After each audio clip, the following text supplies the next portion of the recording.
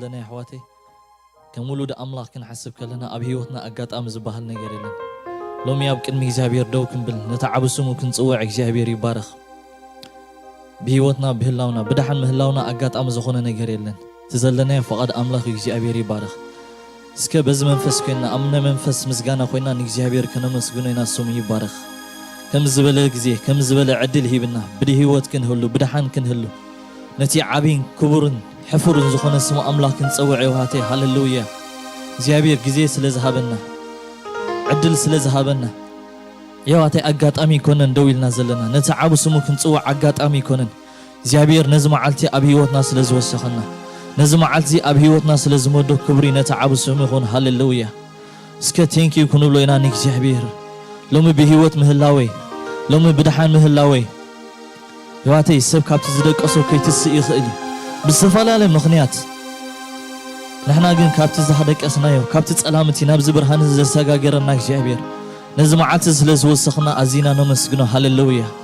سكبز منفس زي كنا مسجنا نك جابير وعلوتو أبهيوتنا نحسبنا تنا أنا زقبر كله تصبق ناتب تصبنا هاللويا جزي كوا خنديك أكل قطرو عزي بزح سلزغنا هاللويا جابير أملاخنا أزينا نمسجنا كالنا بود خابي يسوع كريستوس شمسلت عنك جابير هوي نسخة عبي أملاخ يخان نبلالنا لومي به وزلنا جابير هوي بدحن مهلاونا مستيرو نسخة سلزخون كأبو مستيرو نسخة سلزخون كجابير هوي دوم بالنا جابير هوي بمحرت كسلزخونه حدوكا خي مكح كم زولك قال كجابير هوي بغلتنا نمكحلو يلن بفلتتنا نمكحلو نجر يلن جابير هوي سمكحسي بجابير دا يمكح كم زبل قال كجابير هوي بأخان مكح لنا جابير هوي نسخة تمكحتنا سلزخونكا جابير هوي نسخة حيلنا سلزخونكا نسخة تقعنا سلزخونكا جابير هوي لومون سمكا كنصوي عدل سلزخونكا زي كابخا سلزخونه أبيوتنا أقاطعمو نجر سلزي كونك جابير هوي أزينا نمسكنك لنا أبي عينتخا كنرى أبكرميخا كنقرب جابير هوي حجون محرد كايما أزينا نمسكنك لنا سلت عبسم كأزينا نبارخ كالنا جابير هوي لو من مجوعنا نسخة كله تقاطع أري جابير هوي نبدأتنا كله نسخة تقاطع بشميسوس نبخ حلفنا نركب لنا عملونا نسخة تقبلوا جابير هوي زلنا نعملوا جابير هوي نسخة جزيك ناكت كبروا له بشميسوس نصلي لنا نسخة بين خاب هيوتنا كترى جابير هوي نسخة بين خاب كتكبر جابير هوي زيد اللي تنامون نسخة كبر نبلا لنا أبو هاللويا زمدرخ نات كايك جابير هوي سبل بيتزي نات كايك جابير هوي ما نمسب أي رئيس جابير هوي بقال زمتنا حواتك جابير هوي نتصلي لنا أبو كابروسهم زي كونس جابير هوي كم مدلاهم زي كونس كابتن السخاء كابتن السوم زحسبون العليا عزيز كاك تقبر بشميسوس لو من النفس وكفنا زخون قال حزام كموتو بشميسوس نتصلي لنا بقال زمرحنا زقل قولوا لهم كلهم بشميسوس كريستوس جابير هوي منفس كاك ملؤوم جابير هاللويا منفس كا بقريعت ونو مدوا بلني كم زبلك قال كاك جابير هوي كم مدلا نلعليك جابير هوي كابت زقبر نلعلي كله جابير هوي نسخاك تحلفون نتصلي لنا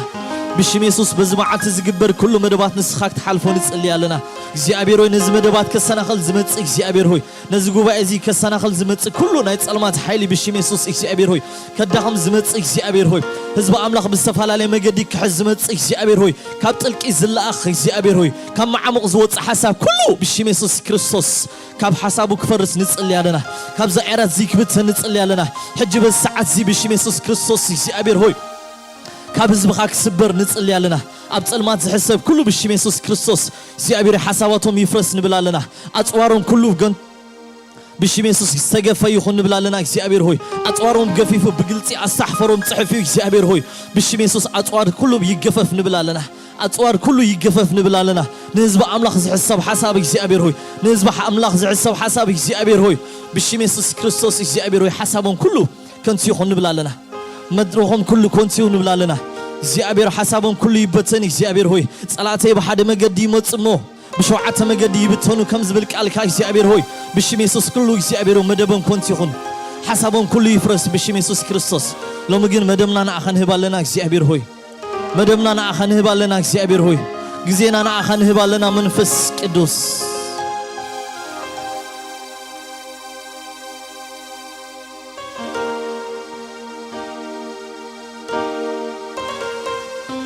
هللويا كبري زقبو أملاخنا تراي هللويا كابلو أبز مدري كخبر زقبو إيلن هللويا كبري زقبو أملاخنا نسيو هللويا زي أبيري بارخ كابك الأملاخ حدخ قال كنبب دسيب لني زي أبيري بارخ أوانجيل لوكاس قال زي أبير كزارب كلو كمزي لوك زي أبيري بارخ نتوم 7 دق مزامرتو ببخلت جيرو مثل أخوم زي أبيري بارخ زلو كل سلطان حيل مسحبهم مسكددو ماك زي أبيري بارخ أبتزخدو ودما مغوس أملاخ مسؤوم سلز نبره زي أبير منفس أملاخ كأكرميم يوت سلز نبره زي أبيري بارخ أب كل سلطان هيبوم زي أبير هو نزم عرف كان ببخلوه جن حزيز زجرمن نجاري زي أبيري بارخ أب 10 شوعات زلو استزاربو مالتي نتزخون نجار كله نقول تايسس كريستوس كنجرو مسموتو هاليلويا يا واتي إتي أو زلو كله تصحابهم سلطان زي أبيري بارخ حجون اللينا يسمع أملاخ يبارخ تكبلوز دلخو حساب جنزي زي أبيري مسكن هاليلويا لوكاس 10 فقرة 10 شوعات كم زيلو توم صبلع لوخات كا قويتا أجانن تدمى بسمكا يجوزنا عنلو نابلو بحاجوس تملسو بلوم سيطان كمبرق كاب سماي كودق كلو ريخو إنه تمنن عن قربيتن كله حالي كترقصو هللويا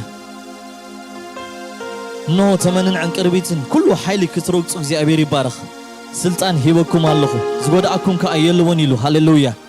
جنا خيلو زي أبيري بارخ سمكم أب سماي سله التتصحف دا أمبر زي أبيري بارخ جنا خسمكم أب سماي سله التتصحف دا أزيهم تحقوسوا أمبر منافسي سله تملكلكم بزي أيتو تحقوسوا يلو زي أبيري بارخ هواتي زيك على أملاخي تزلو سلطان كاو سله زخونك زي أبيري بارخ هواتي حدا نجر كبل يدلي أبز مدري كله تصبق نجر كله خوني زي أبير كله حيل سلطان كبلنا يخلي هاللويا سجن مودات هني يكون نحواتي إذا هالليون كي حقوس يخلي إذا هالليون كي عقب يخلي نسبي زي أبيري بارخ زي حقوس نجر جن هاللويا سمكم أب سماي ذا سلسلة أحفيلك زي أبيري بارخ زي حقوسنا تمستير نزيك زي أبير همتك على أملاخ فيليب إزولو بقولتها كل ساعة حقوسكم زبالة هاللويا يهواتي كن حقوسه لزقبا الناس سميك زي أبير مسانا سلسلة هاللويا سمنا عم سماي سلسلة أحفة سمنا عبد مسجب هو سلسلة أحفة هاللويا زي أبيري بارخ سلزي دقيمة كبلوكم زدلي بقولتها تحقوسه زي أبيري بارخ تكاب كله أمره سبل السلام بكريستوس يسوس نلبخم نحسابكم كله يحلو زي أبيري بارخ هاللويا كم النابلنا كنم اللي خنا نكسي أبير هاللويا تمال بنات فرديت بت زحلفنا لومي بيه وصل زلنا زي أبيري بارخ هاللويا يسوس سكبوشتنا نكسي أبير ناتا أنا لولو زي أبيري بارخ أوه هاللويا أناي ناتسكا بمخاني أناي ولدكا بمخاني عمناي وتمسكب صحيفكا يونسمي مقلتي يبلون بزحيو سلامي أنا ناتسكا بمخاني أناي ولدكا بمخاني مقلتي يبلون بزحيو سلامي ناخا يسوس ناخا همون أخا عيسلشي ونن كل جزء نقص كلكا ناخا يسوس ناخا همون أخا عيسلشي ونن كل جزء كبر كبلكا كبر كبر بينخا كبر كبر بينخا كبر كبر بينخا كبر كبر بينخا هاللويا سكم سبع البقنا نتا أنا نحواتي سيابيري بارخ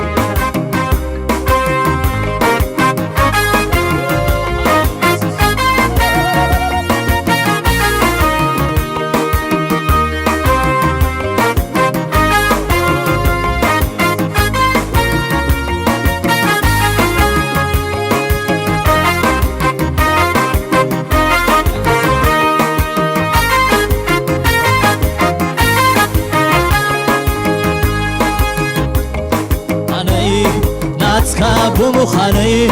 أنا ولود كابو مخاني أمناي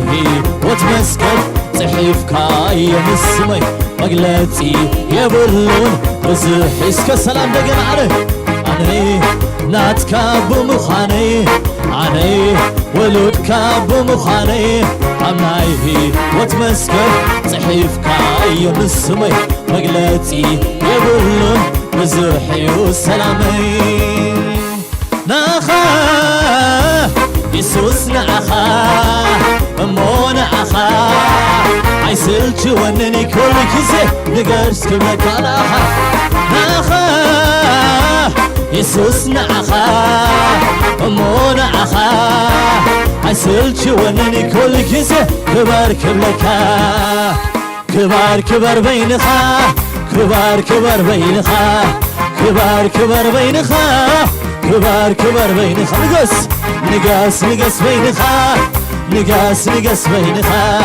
نقاس نقاس بينخا نقاس كبر حبر كبر كبر كبر بينخا كبر كبر بينخا نقار كبر بينخا كبر نقاس سي نقاس نقاس بينخا نقاس نقاس بينخا سي نقاس نقاس بينخا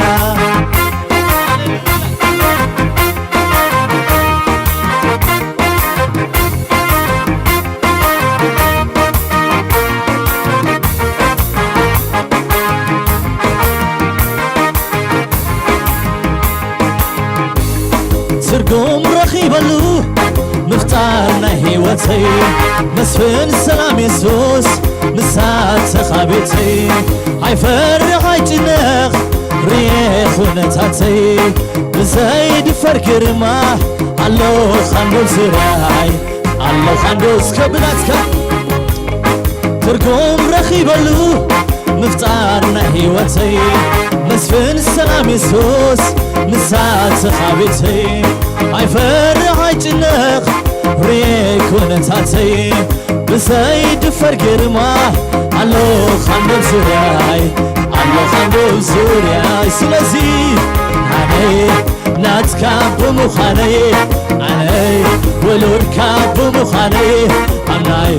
وتمسكب تحيف كاي مسوي مقلتي يبلون بزوحي وسسكب بقر عني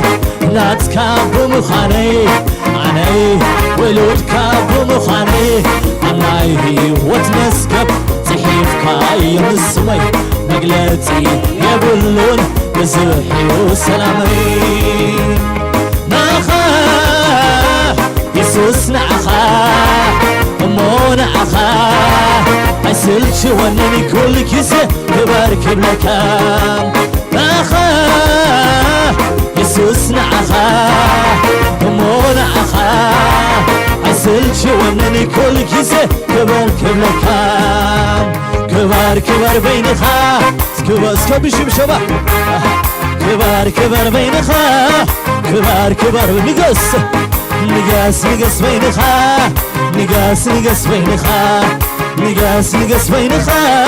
نقاس كبر بلوه كبر كبر بينخا كبر كبر بينخا كبر كبر بينخا كبر كبر نقص نقاس نقاس بينخا نقاس نقاس بينخا نقاس نقاس بينخا نقاس نقاس بينخا كبر بينخا كبر بينخا كبر بينخا كبر نقاس نقاس بينخا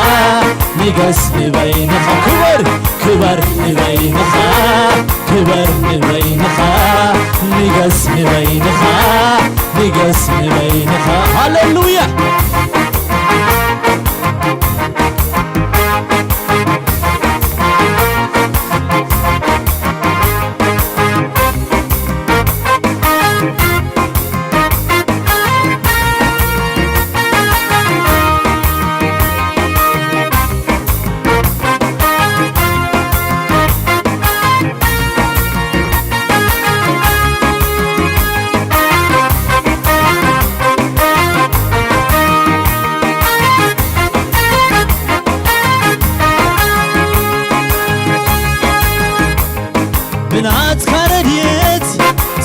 السيريا ناخامينه صباعي تبيا ناخز حزس انتاي كي قولو ولود كخمخان زبل سايالو بنات كرديت زمال السيريا ناخامينه صباعي نعخا ناخزح تايكي انتايكي ولودك خمخان زبل سايالو سلازي عني ناتكا بمخاني عني ولودك بمخاني عناي وتمسكر تحيفا يمسوي مقلتي يقولون بزحي والسلامي ناخا يسوس ناخا همون أخا عسلتي ونني كل كيسة مبارك لك ناخا يسوس ناخا نقص همون أخا عسلتي ونني كل كيسة نقص كلك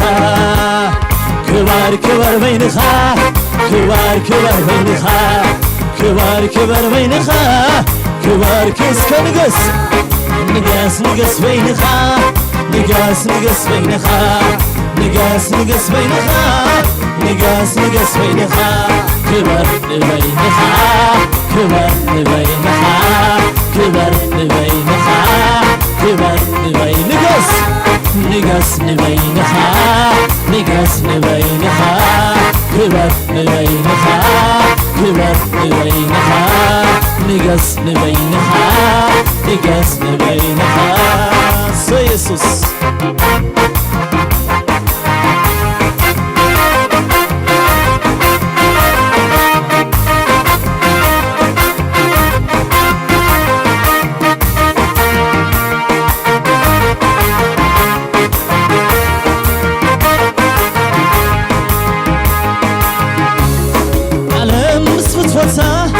كله كحلفيو لومي تدبقت عقل منيو بستي بالليل بستي بسمايو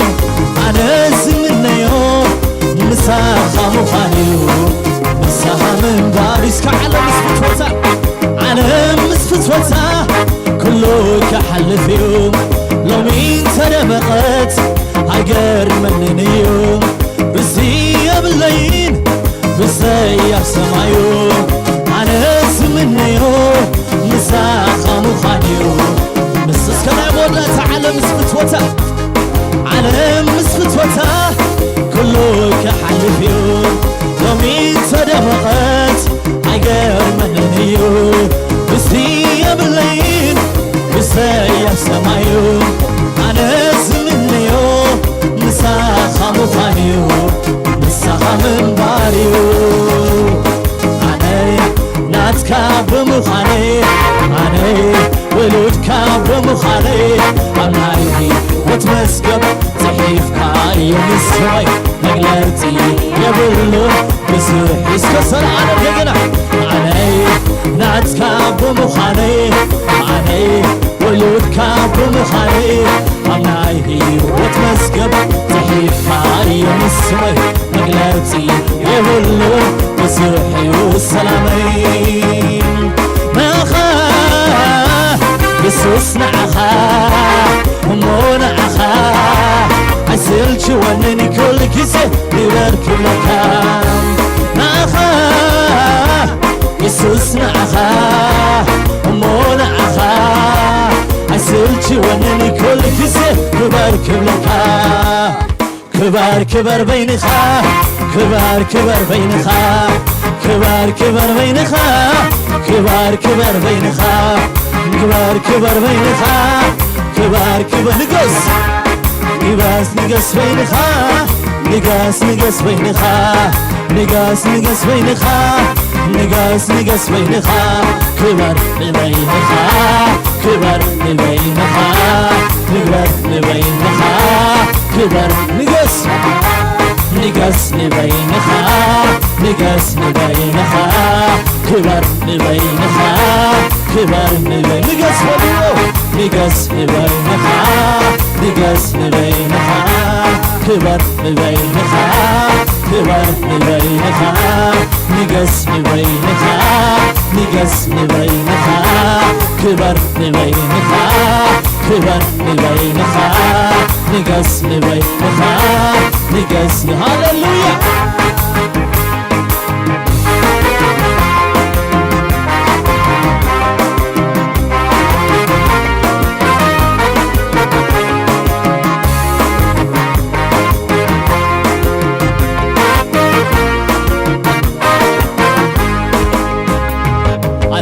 فتوي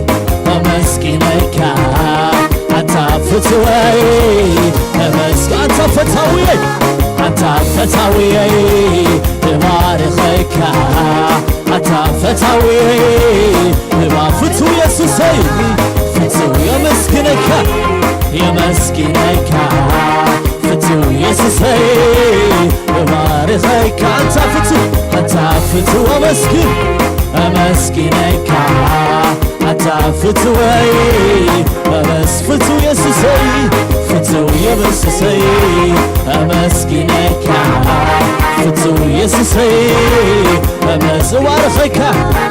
فتو يسوسي بمارخك فتو يسوسي بما أنت فتوي أنت فتو أمسكين أمسكينك أنت فتاوي بعرفك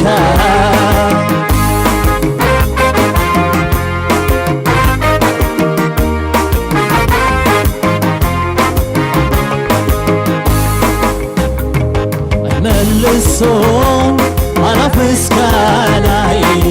حيلتي ومسيناتك من ألفي فتزنكرو مالتي كونو يغريبو ملاش فغري كم تعمشيتو مغدس كايتو مغدس كايتو مغدس كايتو مغدس كزفانكا زفان كايتو زفان كايتو زفان كايتو زفان كاي مغدس كا مغدس كايتو مغدس كايتو مغدس كايتو مغدس كاسلازي تمسكن تمسكن تمسكن تمس تبارك تبارك تبارك تبارك لقلب الوه لعلبه لعلبه لعلبه تمسكن يسوس تمسكن تبارك تبارك تبارك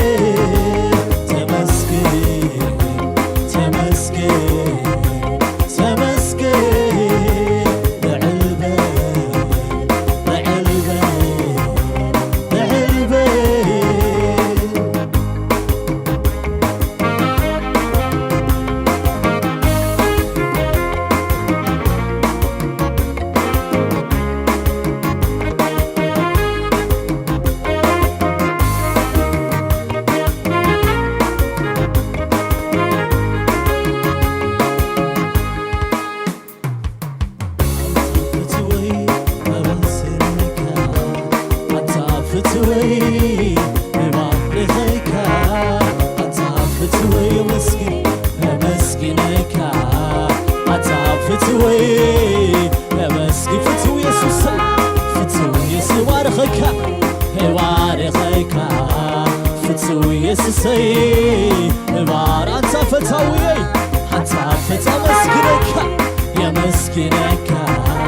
أنت فتوي يمس فتوي يسسي فتوي يسسي بارخك فتوي يسسي بارخك أنت فتوي مسكنك فتوي بارخك أنت فتوي مسكنك فتوي بارخك فتوي يسسي فتوي يسسي بارخك أنت فتوي مسكنك فتوي بارخك الصون على مسكني حيدتي مسيراتك نارتي فتسنكرو مالتي ويني غيبو لاش فغري كنت عمشيتو زفان كايتو زفان كايتو زفان كايتو زبقدس مقدس كايتو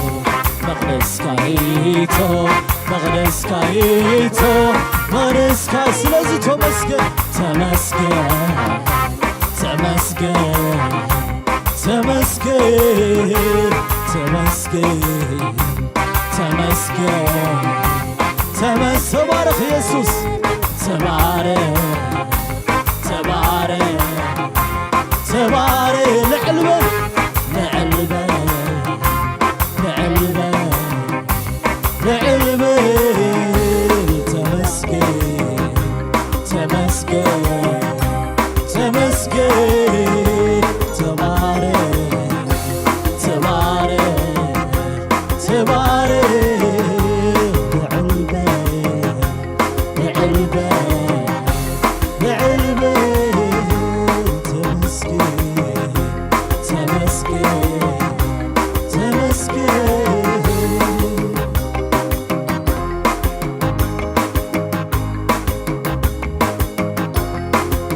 እግዚአብሔር ይባረክ። ሃሌሉያ። ስለ ሁሉ ነገርና አምላክና መስግኑ። ሃሌሉያ። ሁላችሁም ቅዱሳን እግዚአብሔር ይባርክኩም። ሃሌሉያ።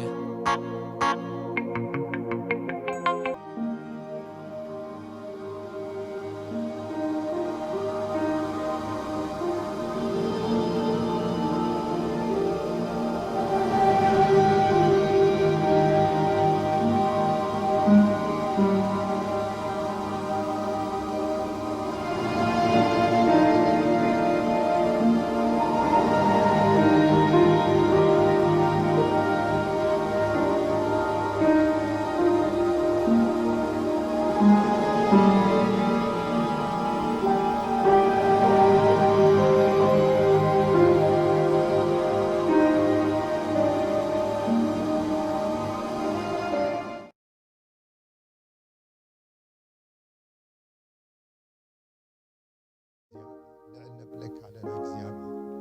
كما خاز ولا ولا حدث لزيل أبو تمسك الله ناس كتمنوين إذا ما عاد زي السبات زجبرنا أجزاء بيري يلتنا يكونن حيلنا يكونن فلتتنا يكونن ولا زلنا تحستنا ونا يكونن أجزاء بير قسنت أجزاء بير محرت أجزاء بير تنقاد دوابيلنا أجزاء بير مسك زعم لاخزي زعمات زي أبي وتنا كوسخ كلها سقيل زي كونسي مزامعات زي أدما إجزابير زدالو تبوز خون بركات على قال أملاكم يزولنا إجزابير أبي وتنا سوكفنا زعززو تبوز خون بركات على أبزا معات زي أخانا نفس وكفنا استعاقرلنا سناي نجران زعمات زي سقيل عدمخ نوسخ مترايت وهبتنا نحنا ولود أملاخ سلزخونا جنا እግዚአብሔር ንሱ ባዕሉ ኣብ ህይወትና ክገብሮ ዝደለየ ክሰርሖ ዝደለየ ክዕርዮ ዝደለየ ነገር ነዛ መዓዝ እዚኣ ድማ ዘዳለበና በረኸ ስለ ዘሎ ጥራይ እግዚአብሔር ይመስገን ስለዚ ንእግዚአብሔር ተመስገን ንበሎ ኣቦ ኣነ የመስግነካ ኣለኹ ንበሎ እዛ መዓልቲ እዚኣ ንዓይ ናይ በረኸተይ መዓልቲ ስለ ዝኾነት ንዓይ ናይ ፈውሰይ መዓልቲ ስለ ዝኾነት ናብ ፅቡቕ ነገር ዝሳገደሉ መዓልቲ ስለ ዝኾነት የመስግነካ ኣለኹ ሃሌሉያ ኣቦ ኣዚና ነመስግነካ ኣለና ምሕረትካ ኣብ ልዕሌና ኣብ ፀፅባ ሓድሽ ስለ ዝኾነ ንስኻ ሰናይ ስለ ዝኾንካ ድማ ኣብ ህይወትና ፅቡቕ ነገር ትገብር ስለ ዘለኻ ኣነ የመስግነካ ኣለኹ ብነገር ኩሉ ክትምስገን ዝግባኣካ እግዚአብሔር ሆይ በይንኻ ንስኻ ስለ ዝኾንካ ኣነ ብሽም ኢየሱስ የመስግነካ ኣለኹ ኣቦ ሕጂ እውን ኣነ ይፅልይ ኣለኹ ከም ሰንበት ስኢላ ክትሓልፍ ከም ፕሮግራም ተኻፊልና ክንሓልፍ ዘይኮነሎም ምሸት ግን ኣነ ልፅልይ ኣለኹ እግዚአብሔር ሆይ ናትካ ሓይሊ ነፍስ ወከፍና ክትንክፈና ቃልካ ክትንክፈና ታ እግዚአብሔር ኣቦ ፈዋሲት ዝኾነት ኣፀናኒዐት ዝኾነት ኣበርታዒት ዝኾነት ኢድካ ንነፍስ ወከፍና ክትንክፈና ግን ብሽም ኢየሱስ ኣነ ይፅልይ ኣለኹ ኣብዚ ቦታ እዚ ዘለና ይኹን ኣብ በቤቶም ንዘለዉ ይሕዋተይ ኣነ ይፅልይ ኣለኹ ኣቦታተይ ኣዴታተይ ኩሎም ብቓልካ ጌርካ ክትንክፍ ከተተስእ ከተበርትዕ ከተነቃቕሕ እግዚአብሔር ሆይ ሓሳብካ ናትካ ምኽርኻ ክትገልጸልና ኣነ ብሽም ኢየሱስ ይፅልይ ኣለኹ ከምቲ ባርያኻ ዝበሎ ኣብ ቃልካ ተኣምራት ክርኢ ኣዒንተይ ክፈተለይ ኢሉሎ ኣብ ቃልካ ፈውሲ ኣሎ ኣብ ቃልካ ምጽንናዕ ኣሎ ኣብ ቃልካ ምብርታዕ ኣሎ ኣብ ቃልካ እግዚአብሔር ሆይ ተኣምራት ኣሎ እሞ ኣነ ይፅልይ ኣለኹ በዚ መዓልቲ እዚ ኣብ ቃልካ ናትካ ምኽሪ ክንጥምት ኣዒንት ነፍሲ ወከፍና ክኽፈት ይፅልይ ኣለኹ ሎሚ እግዚአብሔር ኣቦ ናይ ሰብ ናይ ስጋ ምግላፅ ዘይኮነ ናይ ላዕሊ ዝኾነ ምግላፅ ኣብ ህይወትና እግዚአብሔር ለውጢ ከምፅእ ኣነ ብሽም ኢየሱስ ይፅልይ ኣለኹ እዚ ከይከውን ብዝተፈላለየ መገዲ ዝሰርሕ ኩሉ ሓይሊ ፀላይ ምኽሪ ኣጋንንቲ ሎማዓንቲ ኣብዚ ጉባኤ ኣብዛ ማሕበር እዚኣ ናትካ ሓሳብ ናትካ ክብሪ ናትካ ሓይሊ ከይግለፅ ብዝተፈላለየ መገዲ ዝተወደበ ናይ ፀላዊ መደብ በኢየሱስ ስም የፍርሶ ኣለኹ ኣነ ብጎይታዊ መድሓኒየ ብሽም ኢየሱስ የፍርሶ ኣለኹ ጎይታ ንምኽርኻ ኮንቱ ክገብሮ ዝኽእል ወላ ሓደ የለን እሞ ናትካ ሓሳብካን ምኽርኻን ሎማዓንቲ ዘዳለኻልና ግን ኣብ ማእኸልና ሎማዓንቲ ብሽም ኢየሱስ ክኸውን ይፅልይ ኣለኹ ሎማዓንቲ እግዚአብሔር ኣቦ ኣነ ይፅልይ ኣለኹ ነፍሲ ወከፍ ይተንከፍ ብሽም ኢየሱስ በኃይልኻ ይተንከፍ ብቓልካ ይተንከፍ ብመንፈስካ ይተንከፍ ብሽም ኢየሱስ ይፅልይ ኣለኹ ሻካዳ ማፎዳ ባሻለካ ፕሮግራም ምክፋል ጥራይ ኣይኹነልና ጎይታ ኣነ ይፅልይ ኣለኹ ናትካ ሓይሊ ምክፋል ይኹነልና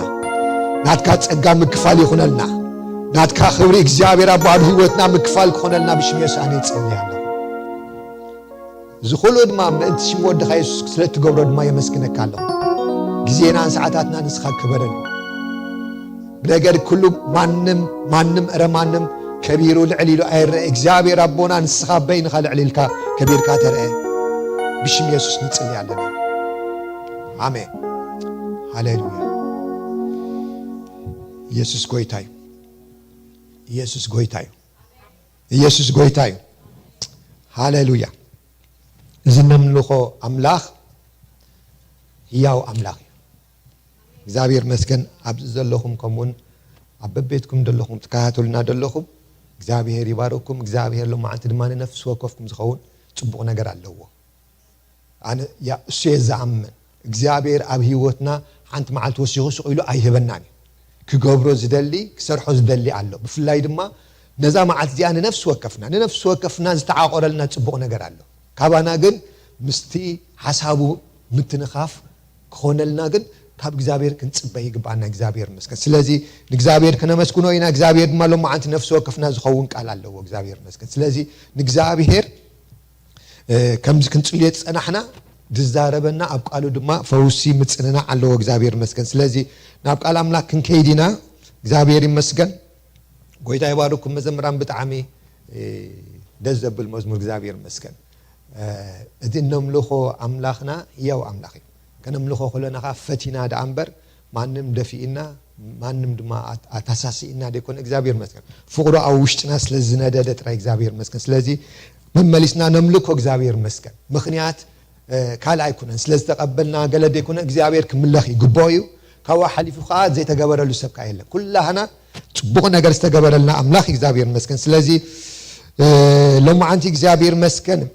ካብ ቃል ኣምላኽ ክንርኢና እግዚአብሔር ኣብ ልበይ ዘቐመጦ ሓሳብ እንተሃለወ ብዛዕባ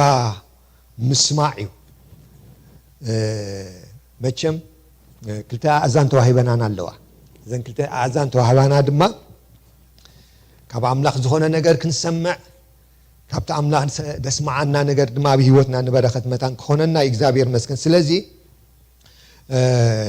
ኣብ መጽሓፍ ቅዱስ ብዛዕባ ምስማዕ ብዙሕ እንዲና ነንብብ ኣነ መበገሲ ጥቕሲ ገይረያ ደለኹ ኣብ ምሳሌ ምዕራፍ 1 ቁጥሪ 33 ዘላያ ናይ ምሳሌ ጸሓፋይ ሰሎሞን እግዚአብሔር ብዝሃቦ ጥበብ ኣብ ዕለታዊ ህይወትና ክንገብሮ ዝግባአና ዝመኽረና መጽሓፍ ምሳሌ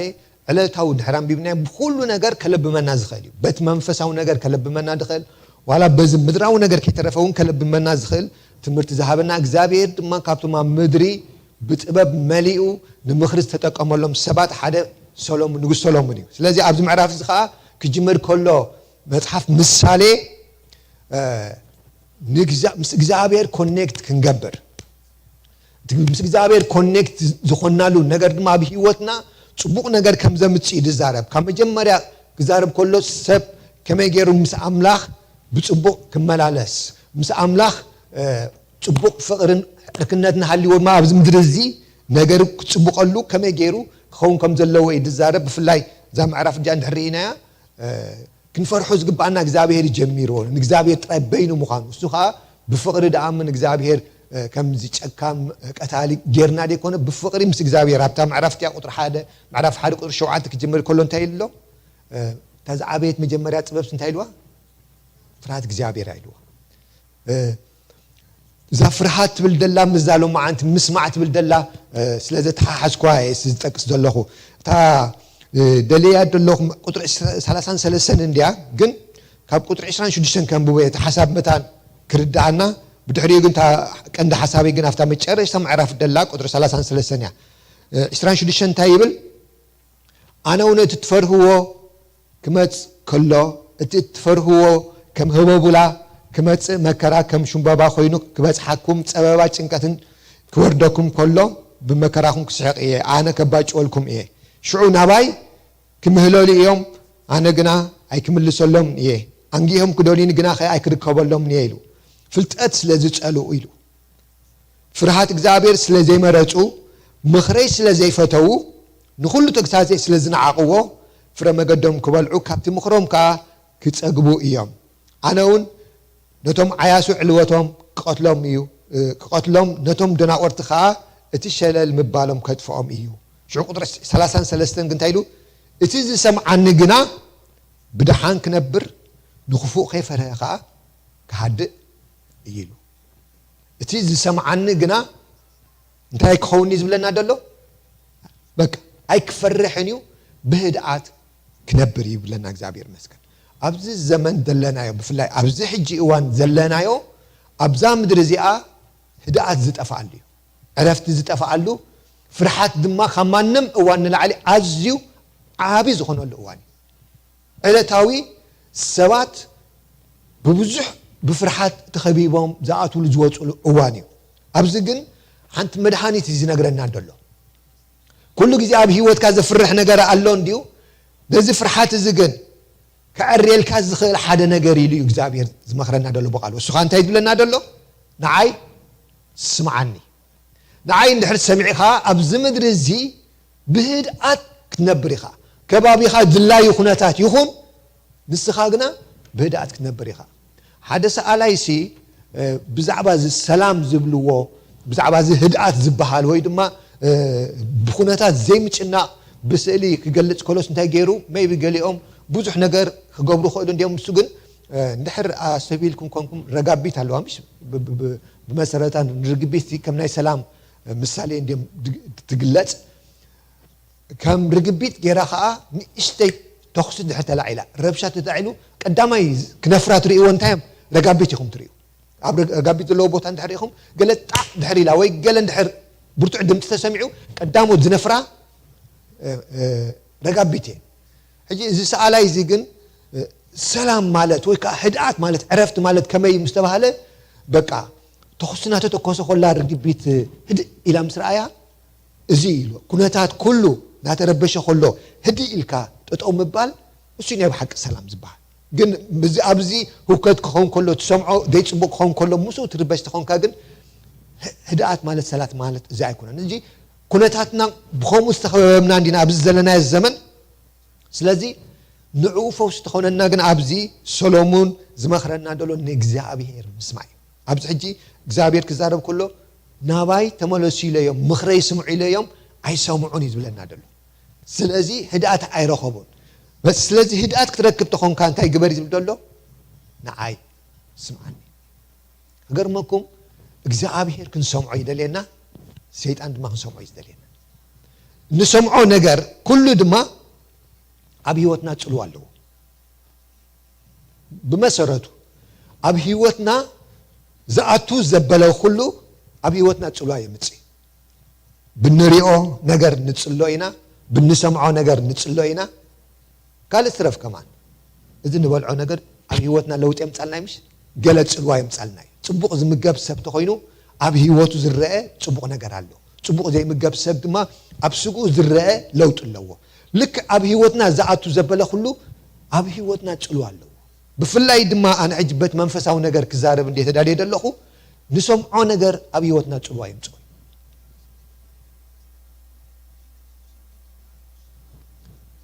ብመሰረቱ ዘናእዛና ክንሰምዐን እያ ተፈጢረን ደለዋ ክሰምዓ እንድሕር ተፈጢረን ኮይነን ቃል ኣምላኽ ድማ ጽሩይ ገይሩ ኣብ መክብብ እንታይ ዝብላሎስ እዝንሲ ብምስማዕ እንታይ ትገብርኒ ኢልዋ ኣይትመልአን ኢልዋ በፍጹም ገሊኡ ዝመልምሻሎ ገለ ነገር ዝምላእ ነገር እንድሕር ኢኹሞ ያኣኽለኒ ይብል ምግቢ ከማን በሊዕኻ ፀጊበ ከብዲ ያኣኽለኒ ትብለካ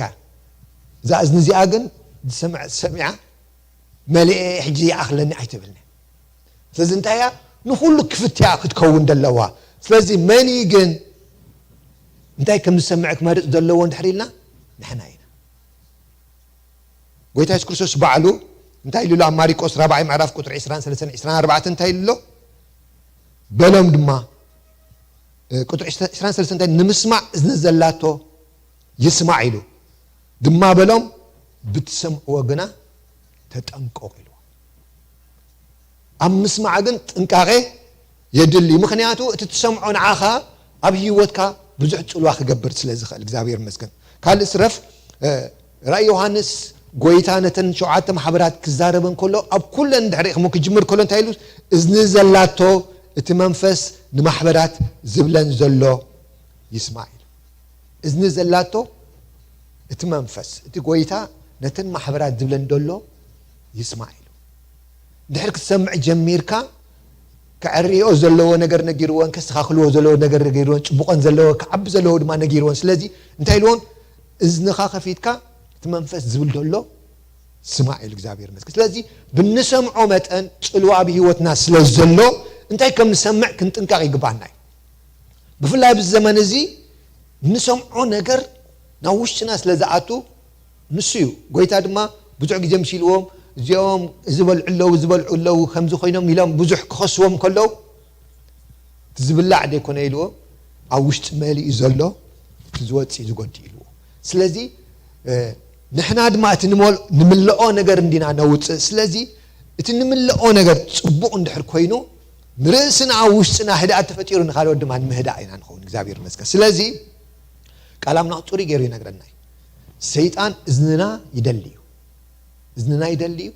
ناتو زخون حسب كمال أنا إجابير ما إذننا يدليو ناتو زخون حسب كمال أنا أبرومي عسرين معرف كتر عسر شو عتن تايبلسي بار امنت كم من تايلوا كم اسمع سب امنتو كعب زلون حركينو كسمع له نقال أملاك سمع له إجابير كسمع له بومت أن امنتو نعبيت خير تاي مالتيو ናብ ኣምላኽ ዘለዎ እምነት እናዓበየ ይኸይድ ድሕር ቃል ኣምላኽ ዕለታዊ ዘይትምገብታት ስዋይ ኳ ጎይታ ኢየሱስ ክርስቶስ ከምቲ ንስጋኹም ምግቢ ዘድልየኩም ሰብ ድማ ካብ ኣፍ ኣምላኽ ብዝወፅእ ቃል እዩ ዝነብር ቃል ኣምላኽ ከተንብብ ክትሰምዕ ከለኻ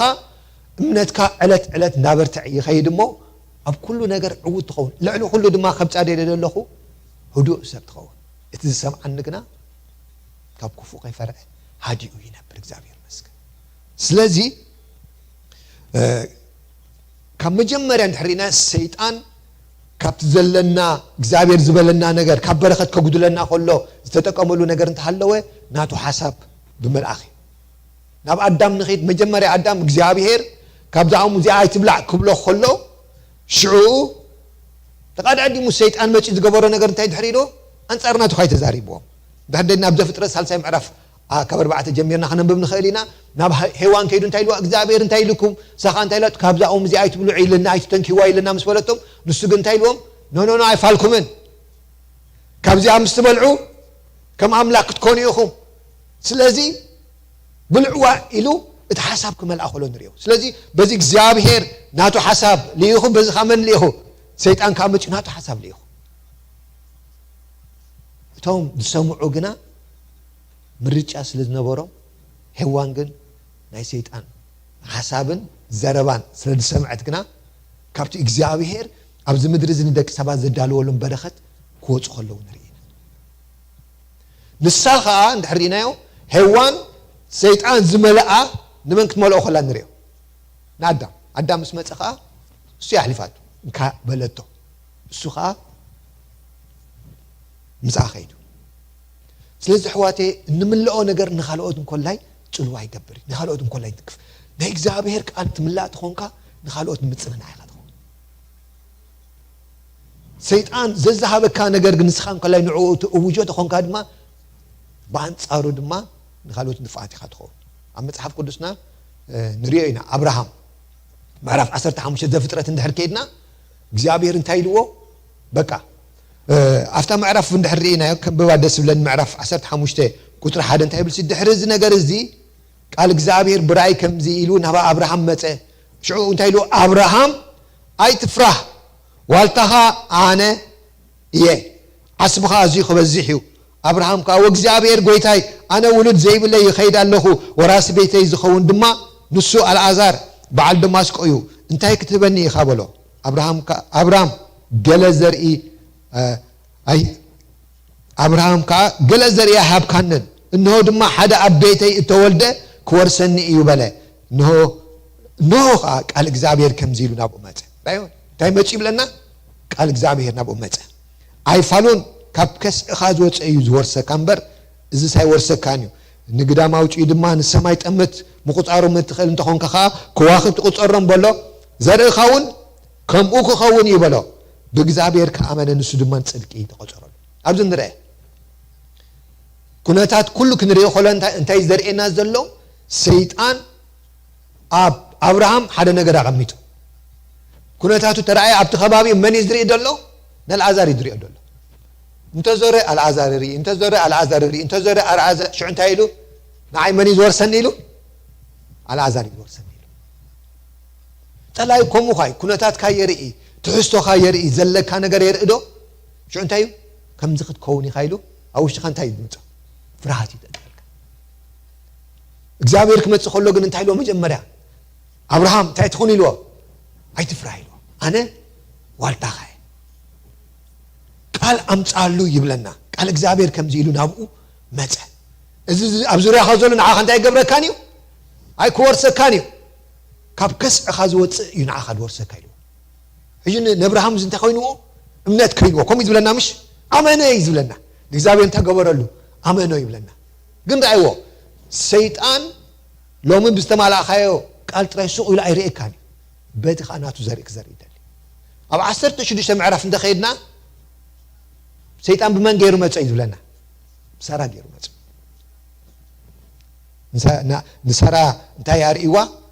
ኣሪክ እንዲኺ ስጋ ክደኺሙ እንድዩ ክትወልዲ ትኽእል እንዲኺ ዝብል ነገር ይምፅዋ ኣብ ምዕራፍ 16 ቁጥሪ 12 ሳራ መፅያ እንታይ ትብሎ ከዓ ሳራይ ከአና አብርሃም እነሆ አነ ከይወልድ እግዚአብሔር እንታይ ገይርኒ እዩ ዓጪኒ ራዩ እግዚአብሔር ናብ አምላኽ ትጸጉዕ ደላ እግዚአብሔር ዓጪኒ እዩ ምናልባሽ በአ አንተ ተፈረኻ በጃኻ ናብዛ ግዝእተይ እቶ በለቶ አብርሃም ድማ ንቃል ሳራይ ሰምዐ ይብለና ትሪእዎ ኣለኹም ትውግእ ብምንታይ ዝመጽእ ዘሎ እንድሕሪእናዮ ብምስማዕ ብምርኣይ እግዚአብሔር በቲ ኣነ ዋልታኻየ ኣነ ምሳኻየ እዚ ቃለይ በኣኻ ገይረ እየ ንምድሪ ዝባርኻ ክብሎ ከሎ በዚ ከዓ ሳራኻ መፂኻ እንታይ ትብለላ ኣነ ሃዲገ ስለ ዝኾነ በቃ በዚ ኣቋራጭ መገዲ ስለ ዘሎ በዚ ኪደ ትብሎ እሱ ግን ሓሳብ ኣምላኽ ኣይነበረ እስካብ ሕጂ ድማ እንድሕር ርኢናዮ እዚ ሓንሳብ ዝተገበረት ጌጋ አብርሃም ንዘረባ ሰበይቱ ስለ ዝሰምዐ እቲ እግዚአብሔር ዝበሎ ነገር ኣሚኑ ደው ስለ ዘይበለ ዋጋ ከኽፍሎ ከሎ ከዓ ኣብ ታሪክ ናይ እስራኤል ንሪኦ ኢና ምስማዕ ብጣዕሚ ዓብ ግደ ኣለዎ ሰይጣን ዝጥቀመሉ ካብ በረኸት ከውፅእ እንድሕር ደልዩ ሰይጣን ካብቲ እግዚአብሔር ዝበለካ ከውፃካ ተደልዩ ሰይጣን ዘስማዓካ ዘርእየካ ነገር ኣብ ህይወትካ ኣትዩ ድማ ብዙሕ ግዜ ሾርትካት ዝመስል ኣቋራጭ ዝመስል ነገር ክትጥቀም ይገብረካ ደሊ ንእግዚአብሔር ባህ ዘይብሎ ኃጢአት እናኾነ ንእግዚአብሔር ደሕጉስ እናኾነ መሰል እንታይ ያለዎ ምስ ገበርካ ዝመስል ግን ንእግዚአብሔር ምስማዕ ይሕሸን ንእግዚአብሔር ካብ ማንም ነገር ዝሕጉሶ እንታይ እንድሕር ኢልና ምስማዕ ኣብ መጽሓፍ ቅዱስና ንሳኦል ንዝክሮ ኢና ምሽ እግዚአብሔር እንታይ ኢልዎ ነይሩ ድሕር ከተንብቦ ደለኹም ኣብ ቀዳማይ ሳሙኤል 16 ምዕራፍ እንድሕር አንቢብና 18 ስጋብ 21 እንድሕር አንቢብና እንታይ ይብለና እግዚአብሔር ቃል እግዚአብሔር ናብ መን መፀ ናብ ሳሙኤል መጪ ሳሙኤል እንታይ ኢልዎ ከድካ ንሳኦል ከም ዝበሎ አማሌቃውያን እንታይ ግበሮም ኢልዎ ንኹሎም ኣጥፋዩ ኢልዎ ኣጥፋዮም ምስ በሎ ድሓር ግን ሳኦል ከምኡ ክገብር ከሎ ኣይንሪኦን ኢና ሳኦል ግን ነቲ እግዚአብሔር ዝበሎ ገዲፉ ነቲ ንጉስ ከይቀተሎ ከም ዝሓዞ ካብተን ከብቲ ድማ ተንስስቡሓተን ምኽሪ ናይ ሰይጣን ጽቡቕ ዝመስል ምኽሪ እንታይ ገይሩ ከም ዘትረፈ ንርኢ ሽዑ ሳሙኤል ምስ መፀ ዝተዛረቦ ነገር እንድሕር ርኢናዮ ግን እንታይ ደኣ ዝሰምዕ ዘለኹም ምስ በሎ እዚ ህዝቢ ከምዚ ኢልኒ ንእግዚአብሔር መስዋዕት ዝኾነ እኳ ኣትሪፍናየና ክብል ከሎ ንርኢ ኣብ መጨረሻ ግን ሳሙኤል ተዛረባ ቃል የደልያ ደለኹ እንታይ ይብልሲ እነሆ ምስማዕሲ ካብ መስዋዕቲ ፅንምባል ድማ ካብ ስብሒ ደው ዓውል ይበልፅ እዩ ንእግዚአብሔር ዝሕጉሶ እንታይ ይመስለኩም ንዑ ምስማዕ ንዑ ፅንምባል ዳ እምበር ዝመስለካ ብምግባር እግዚአብሔር ካብቲ ዝበለካ ወፃእ ብኻልእ ኣቋራጭ ምኻድ እግዚአብሔር ኣይሕጉሶ ስለዚ ሰይጣን ዝጥቀመሉ ነገር እንተሃለወ ንሱ እዩ ቃል አምላኽ ግን ጮይ ገይሩ ይነግረና እዩ ንሕና ከም ቃል አምላኽ ንኸይድ ሰባት ክንከውን ይግባአና እዩ ቃል አምላኽ ድማ እንታይ ዝብለና ንዓና ከም ቃሉ ኣብ ዮሐንስ 10 ምዕራፍ እንድሕር አንቢብናዮ ኣባጊዐይ ድምፀይ ይሰምዓ ይብለና ምሽቶ ድምፂ ካልእ ክሰምዓ ከለዋ ካብኡ እንታይ ገብራ ይጋልባ እዩ ብለና ተናይ ብሓቂ ኣባጊዕ እሰይ እንድገብራ ሰይጣን በዚ ካልእ ምኽሪ ከምፅእ ከሎ ኖ እዚ ናይ እግዚአብሔር ሓሳብ ኣይኮነን እዚ ናይ እግዚአብሔር ምኽሪ ኣይኮነን ኢለን ካብኡ እየን ዝጋልባ ስለዚ ሰይጣን ድማ ኩሉ ግዜ ዘምፃልና ሓሳብ ናብ ምንታይ ድወስደና እንድሕር ርኢና ናብ ፍርሓት ጎፂ ድወስደና ናብ ፍርሓት ጎፂ ድወስደና አብርሃም እቲ ዝሰምዖ ዝነበረ ክወርሰካ ኣልዓዛር ክወርሰካ ክሰምዕ ከሎ ኣብ ውሽጡ እንታይ ኣትሉ ፍርሓት ኣትሉ በቃ እዚ ዲ ኮርሰኒ እዚ ዲ ኮርሰኒ ሓንሳብ ሰይጣን ኣብ ህይወትና ከም ኮይዱ እቲ ትሪኦ እቲ ትሰምዖ እዚ ክትከውን ኢኻ ከምዚ ክኸውን ከምዚ ክትከውን ኢኻ ከምዚ ክትከውን ኢኻ ዝመፀካ ኣብ ውሽጥኻ ፍርሒ ኣቱ ብኣንጻሩ ግን ቃል አምላኽ ዝብለካ ምስማዕ ግን ብጣዕሚ ኣገዳሲ እዩ ክገርመኩም መጽሓፍ ቅዱስና ክገልጽ ከሎ ብዛዕባ እዚ ፍርሓት ዝብሎ ነገር ኣብ ቀዳማይ ዮሐንስ 4 ምዕራፍ ቁጥሪ 18 እንታይ ፍርሃት ሲ ስቃይ እያ ፍርሃት ስቃይ እያ ተምፅእ እቲ ትፈርህ ከዓ ብፍቕሪ ፍጹም ኣይኮነን እታ ፍጽምቲ ፍቕሪ እንታይ ንፍርሃት ተባረራ ዳ እምበር ኣብታ ፍቕርስ ፍርሃት የልቦን ብለና ትሪእዋ ኣለኹም እዛ ፍርሃት ትበሃል ኣብ ውሽጥኻ ፀላኢ بستفلالي ነገር ናቱ ነገር በመስማዓን በመርዓይን ዝፈጥራ ነገር እንታይ ትምጻልካ ብለና ስቃያት ትምጻልካ ህድአት ድባሃል አይትምጻልካ ነው ስቃያት ትምጻልካ ስለዚ ነዛ ፍርሃት ዚያ ግን ተባረራ ሓንቲ ነገር አለ አይብለና ሰኻ እንታይ ብለና ፍጽምቲ ፍቅርስ ንፍርሃት እንታይ ትገብራ ትሄድማ ምስ አምላኽ ዘለና ርከብ ምስ አምላኽ ዘለና ፍቅሪ ምስ አምላኽ ዘለና ሪሌሽንሺፕ ንአምላኽ ምሾ ንፍቅሮ ሰም ክንሰምዖ ብጣዕሚ ደስ ዝብለና ምሽ ምስ ኩንከውን ደስ ይዝብለና ምሽ ተቀዳመይት ዝዓበየት ፍቅርኻ ምስ አምላኽ ዘለና ፍቅሪ እያ እዛ ፍቅሪ እዚኣ ነዚ ፍርሃት እዚኣ ተባረሩ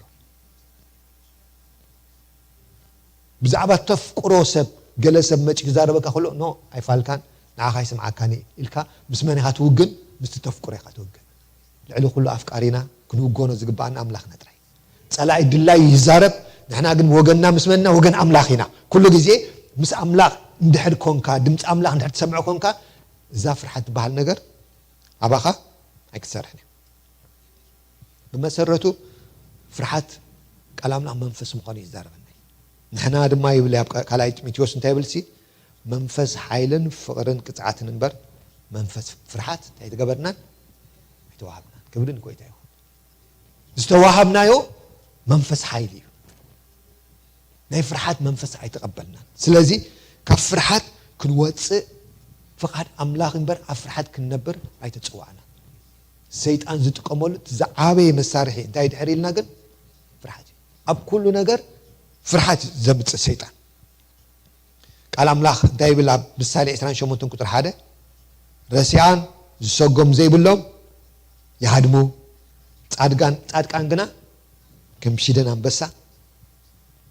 ክብረን ጎይታ ይሁን ብናቶም ክእለት ስለዘይ ኮነ እንታይ ዳ እትዘፍቅሮም ስለዘሎ ኩሉ ግዜ ተባዓት ይምዝኹ ከም ሓሳቡ ስለዝኸዱ ኩሉ ግዜ በቃ ርእሶም አልኢሎም ይምዝኹ ኩነታቶም አብጎኖም ዘሎ አይኮነን ስለዚህ ሕዋቴ ኣብዚ ዘመን እዚ ብፍላይ እንደለናሲ በብዙሕ ነገር ደፍርሕ ነገር ከበና ይኸል ብናብራና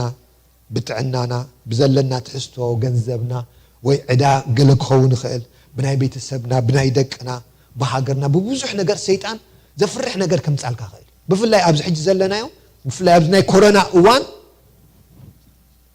زفرح نجار مبر تبقوا زينات تسمعني مش تو قال إن حركة فيك نيوز كتسمع زفرح نجار يخدسمع درجة 9% قبلكم دفري كل زفرح نجار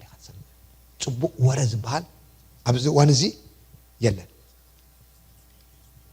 ስለዚህ ኣብዚ ከምዚ እዋን በብዙሕ ነገር ዋላ ብናብራና ንምፃ ብጥዕናና ንምፃ ቃል እግዚአብሔር ብዛዕቡ ዝዛረበና ነገር አለ ንዑ ኢና ክንኣምን ዘለና ነቲ እግዚአብሔር ዝብለና ኢና ክንኣምን ዘለና ምክንያቱ አብርሃም ስጉኡ ዳደኸመ ይኸይድ ኣሎ ዋላ ሳራ እውን ድሕሪና ልክዕ ከምኡ እዩ ግን እግዚአብሔር እንታይ ኢልዎም ካባኹም ዝወፅእ ዝባርኸኩም ኢልዎ ስለዚ ንመን ከኣምኑ ነይርዎም ምሻ አብሮም ይኸም ዝብል ኣሎ በቃ ድኻም ስግኦም እናረኣዩ ሙማት ማህፀን ሳራ እናረኣዩ ንምእማን ግና እንታይ ክኾኑ ድብለና ኣይድኸሙ ክብሪ ንጎይታ ይኹን ዘበርትዖም እንታይ እዩ እቲ ካብ ኣምላኽ ዝመፀ ድምፂ ንሱ ኣበርቲዕዎ እቲ ዝርእይዎ ነገር ተስፋ ዘቑርፅ ግን እቲ ዝሰምዕዎ ካብ ኣምላኽ ግና ንዖም እንታይ ኮይኑሎ መስለኩም ድሓር ሓይሊ اتنسمعو قال املاح حيل خوين بنغراتكو دفرح نغر علوكو حنساب زلكا تحسو نصبح زيس غركا زمسل كون خدي صبحك انتي كبلعي صبحك انتي كخوني اذا عدا بين كخفتيو اذا خمز چنقات كمص خدي قال املاح هنا هنم تدلينا بزعبا زبلاع سته هنا ابرا نغر بزح نغر كنحسب كلنا قال املاح انتي بلنا مسلوك ما مزمور دايت نيشتو نمركو أريجا خانيخو جناخه صادق حديقو زرو جرا خلهم من كتو عريو أمين دو أي كتأمني خا أي كتأمني خي نزح إسكا خاطر تقول صباح أنت خبلع خان تقول لك أقوله أملاخي يزدالو بزعبا زنجر مسكرو ننبهال رجس أني نفسه كفنا جزابير بخميز بالو خناتات كم زحلفنا كلها أنا مسخاخن أنا مسكرني بوزح نجر أبزي كون نجر እግዚአብሔር زحلفن سبي ስለዚህ እዚ ቃል ጥራይ ኮይኑ ደይኮነሲ ናይ ብሓቂ ግን ከምኡ ኮራኹራና ብሰይሰኑን ይጠሜን ንእግዚአብሔር ዝደልይዎ ግና ብሰናይ ዘበለ ከቶ ኣይጎድሎምን እዩ አሜን ኣይክጎድለካን እዩ እዚ ክብል ከለኹ ግን ደቂስካ ኩሉ ነገር ይመጽእ ኣይኮንኩን ድብል ደለኹ ወይ ከዓ ሰነፋት ክንከውን ኣይኮንኩን ዝዛርብ ደለኹ እንዲያም እንታይ ኣነ ደኣምን ክርስቲያን ካብ ማንም ሰብ ንላዕሊ ትጉህ ክኾን ኣለዎ ገሊኡ እንታይ ይብላ ኣሎ እንታይ ብዙሕ ግዜ ዝሰምዖ ኣባሃህል ኣሎ ሙኻ ነታ ቃል ኣምላክ ብጌጋ ስለ ንርዳእ እዩ ዘይሰርሕ ኣይብላዕ ዝብል ኣሎ ከም ኣባሃላት ሰሚዕኩም ኣለኹም ቃል ኣምላኻዊ ድዩ ቃል ኣምላኻዊ ዘይሰርሕ ኣይብላዕ ግን ቃል ኣምላኽ ከምኡ ኣይኮነን ድብል ክሰርሕ ዘይፈቱ ስንታይ ኣይብላዕ ዝብል ኣሎ ሕጂ ክሰርሕ ዘይፈቱ ሃካይ ሰብ ማለት እዩ ክርስቲያን ግና ብፍላይ ንሰብ ተሰሎንቄ ዝፅሓፈሎም ኣብቲ እዋን እቲ ብዛዕባ ምጽኣት ጎይታ ብዙሕ ሕማቕ ወረ እንዲሁ መፂኡ በቃ ኩሉ ሰብ ክገብር ጀሚሩ ስርሑ ገዲፉ በቃ ጎይታ ክመፅእ እንዲሕ ጅዳ እንታይ ኣይድልየና ምባል ግን ክሰርሕ ዘይፈቱ ሰብ ኣይብላዕ ኢልዎም ሐዋርያ ጳውሎስ ባዕሉ ከተንብቦ ትኽእሉ ኢኹም ካልኣይ ተሰሎንቄ 3 ምዕራፍ 9-10 ዘሎ እንድሕር ኣንቢብና ከምኡ እዩ ክርስቲያን ትጉህ ክኸውን ዘለዎ ይድቅስ ማለት ኣይኮነን ግን ንሃና ጉያን ንሃና ላዕሊ ታሕቲ ምባል ግን ኣይኮነን ዘንብረና መን እዩ እግዚአብሔር መንበሪና እግዚአብሔር መስገን ስለዚ ሓንሳብ ወላ እንዳጎይኻ ከሎኻ ዝጎድል ዝመስለካ ነገር ክህሉ ከሎ ንእግዚአብሔር ኣሰምዕ ንሓይ ግን ሕያዋይ ጓሳይ መን እዩ እግዚአብሔር እዩ ዘንብረኒ መን እዩ እግዚአብሔር ኢልና ኢና ብእግዚአብሔር ክንሕጎዝ ዝግባአና ስለዚ ሰይጣን ግን ኩነታትካ የርኤካ ዶ ትሕዝቶካ የርኤካ ዶ ኣብ ውሽጥኻ እንታይ ዝዘርእ መስለኩም ፍርሃት እዩ ዝዘርእ ከምዚ ነብርሃም ዝዘርኣሉ ፍርሃት ሽዑ ካልእ ኣቋራጭ መገዲ ዓለም ትጥቀመሉ ሲስተማት ኢና ንኸይድ ነቲ ንሃና ጎደሎ ንክንምልእ እግዚአብሔር ኣብ ዘይፈትዎ ካልእ ጥዋይ መዋይ ነገር ክንኣቱ እግዚአብሔር ግና ብቅድስና ክንመላለስ ይፅውዕና ዶ አንተ ይደንበብኩልኩም ጠቕስላ ጻድቕ ግና ከም ሽደን አንበሳ ይተብዕ ጻድቕ ተባሂል ደሎ ምስ ኣምላኽ ተዓራሪኹ ከም ሓሳብ ኣምላኽ ዝኣቱ ዝወፅእ ሰብ ንሱ ከም ሽደን ዝኾነ ነገር ተኾነ ኣይስንብድን እዩ ድፈርሕ ሰብ ድማ እንድሕሪእናዮ ፍራሕ ሰብ እንድሕሪእናዮ ትክክለኛ ነገር ኣይገብርን አብርሃም ክፈርሕ ከሎ ትክክል ዘይኮነ ነገር ኣገብር ከሎ ንሪኦ ኣብ መጽሓፍ ቅዱስና ጊዴዎን እንድሕሪእና መሳፍን 6 ምዕራፍ ንሪኢና እቲ እቶም ሚድያናውያን ምስ ከበብዎ ሽዑ እንታይ ኢሉ ኣብ ኣእምሮ ዝመፀሉ ሓሳብ እንታይ ነይሩ በቃ እግዚአብሔር ሓዲግና እግዚአብሔር ጠንጢንና እግዚአብሔር በቃ ኣብይ ጸላእቲ ሕሊፍ ይብና ኢሉ ዘይከውን ነገር ክገብር ንሪኦ ምሽ ኣብቲ መውቀጢ ወይንሲ እንዳክገብር ከሎ ንርኢ መስለኩም ምሽቶ ስርናይ ክትሕን ከሎ ንርኢ ዘይከውን ነገር ይዝግበር ንሕና ሞይትና ክብል ከሎ ሽዑ ግን ናይ እግዚአብሔር ድምፂ ክመፅእ ከሎ እንታይ ኢልዎ መፅዎ ንጊዴዎን 6 ምዕራፍ እንታይ ይብል መልአክ እግዚአብሔር ድማ ተረኣዮ ኣተሓያል ጀግና እግዚአብሔር ምስኻ እዩ ትሪእዎ ኣለኹም ኩነታትካ ካልእ ይብል እግዚአብሔር ምፅግ ኢሉ እንታይ ትብለካ ኣተሓያል ጀግና ዶ ነይሩ እዩ ጊዴዎን ኣይኮነን ነይሩ እግዚአብሔር ኣብ ናይ ማንም ክእለት ተኣማሚኑ ጀግና ይብለካ ኣብ ክእለቱ ተኣማሚኑ ንሕና ኸ ንመና ተኣማሚና ጀጋኑ ንብል ንእግዚአብሔር ኣብ ናብራና ክንሓልፍ ንብል ንመን ተኣማሚና ንእግዚአብሔር ተኣማሚና እግዚአብሔር መስገን ጊዴዎን ፍራሕ ዝነበረ ጀግና ክበሃል ከሎ ንሪኦ ድሕር ርኢና እቲ ታሪክ ኩላህና ንፈልጦ ድሕር ከይድና ኣንቢብናዮ ጩሪ ገይሩ ዝነግረና ጊዴዎን ድሓር ክዕወት ከሎ ንሪኦ ብክእለት ሰባት ብብዝሒ ሰባት ዘይኮነ ብሓይሊ እግዚአብሔር ከም ዝኾነ ኢና ንርኢ እግዚአብሔር መስገን ስለዚ ሕዋቴ ኣብዚ ዘመን ብዙሕ ዘፍርሕ ነገር ኣለ ኣብ መዝሙር ዳዊት ንኺድ 46 ኩላህና ንፈልጣ ብጣዕሚ ደስ ዝብለና ምዕራፍ ፅቡቕ ጥቕስታት ዘለዋ ምሻላ እንታይ ዝብል ስለዚ ድማ ምድሪ ተገልበጠት ኣኽራን ኣብ መዓምቑ ባሕሪ እንተተናወፁ ማዮቱ እንተሃመመን እንተዓፈረን ኣኽራን ብነድሮም እንተተንቀጥቀጡ ንሕና እንታይ ንገብርና ኣይንፈርሕን ኢና ክብሪ ንጎይታ ይኹን ኩሉ ነገር ኣብ ኢድ መን እዩ ዘሎ ማለት እዩ ኣብ ኢድ እግዚአብሔር እዩ ዘሎ ሰይጣን ከምዚታት زناوت نجار كنتات كا زيت عم كمت خلون تايزب لك قال نجار جبر نات كا زخونه نجار جبر يزب لك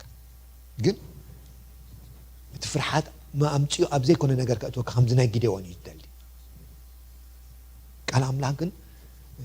نأملاخنا كنا أمنون أو خنسم أمو كفرحات وتينا بتبعتت أو كنا بنخال قد ما خنكون يدلي نكذابي أبداني علم عرف عسرت حدا تايزبلت قال له تأملاخ وزفلت هزبقنا كبرتعن كقبرني شو كذابير تمسكني أملاخ وزفلت سب دابرت عيز خيت أملاخ وزفلت سب أفرحات زي كونه كفرحات وتيو نزم مسالينا تخونكو أما تصحاب قدسنا بتعامي زحقو سنة سب منا لون دحرينا داويت هالو داويت ندحرينا يو مس أملاخ فقر الزنبرو مس أملاخ طبوق زي زحلف أبك المسابات دي كونه بين أبزول لو بك أنا أملاخ زملخ مس أملاخ بزع زي زحلف زنبرة سبينيرو إذا سب زي ندحرينا يو أبتي تشنكور كونتات نرأيو معرف قدامي سامويل معرف 17 نرأيو مو قطع سنة 4 جميرنا نحرم بيبنا غوليات نهزبي إسرائيل كباج ولهم كفرحهم كل أفتوانتي كلهم تايخونين بزبلا نافتكم كلهم فرحون ينقطقطوا نبر حنس سعوتي خزارم كله غوليات كلهم ينقطقطوا نبر داويت إزي بترئيتو نيش تيز مسل غواسا مانم كم سب زي قطعره ولا سدرو ديو أبو ديو حواتو ديو كم سب دي ولا كم حوم كمان بزح زيري وزنبور السب مس أملاك بزنبورو تبقى ركبن تي فقرهم جنا أوشتو انتي 8 يورو مستكو أمنا 8 يورو تبعت 8 يورو سلازم مسمت تدي سمعوا كله خب ك نتم حزب كفراروحهم كلهم مسمعه بقى هذا نجار تزاريبه أب قطر 30 كلتن تايلوت داويد كان ساول بزعبازس لب حدا سبقا أي شبر جلياخا خيرو مزف السماء زخواقا أيو بلا أفت معرف نحرين أفت مجرشتا توقعنا يماني لو خزارم كلون رئي إكزابير أبزيقن داويد روسو هاديوس انتهي تقبضوا لهم مثلكم بزعبازي إزيس لب حدا سبقا أي شبر بفتسون كأي شبرات بحال نوعات ونير مالت كوي كبر نقويت يا اخو نزز غبرو ناملاخ نسمع سب سلازخونه مس املاخ ركب زنور سب سلازخونه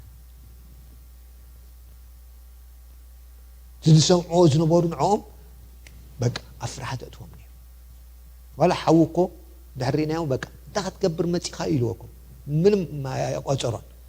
ولا ساول انتونه ولا ساول دحرجن بز تبع زخونه نا امنت سب እግዚአብሔር عودكم كلون نري نز سب زي كتبعن كابت زناوت كونتات وچ دو كبل زغبرو ነገር እንታይ ድሕሪልና مس املاح زنبرو ركب نا املاح نسمعنا املاح زفلطن سب ስለዝነበረ ኣብ ዘመን እዚ ድሕሪና ብዙሕ ነገር ኣሎ ና املاحنا ከይንሰምዖ ዝገብረና ነገር ካለ ነገር ክነአመን ከማንም ጊዜ ንላዕላ ኣብ ዘመን እዚ ድሕሪናዮ سبات تداناغرو ليو امنتي يكون على زي امنتي زسمعوا نجر ماني تزاريبو خيفلطو كمان بك شو دعمنو بك هذا سب ولا ابزخونه نجراتي اب يوتيوب اتي ديو اب فيسبوك قال نجر كان بب كله حق ولا مخانو خير رغاغص حق ولا مخانو خير رغاغص بو يدربش بارز خوينو مخاكو زي كونو كخون خير انتو خونه ولا يدل دلخو غوليادي فكر يزلو زي حسوت يكونن تعمل خذ فلت سبقنا أنت خوين نيرو بتفخرات يعفرح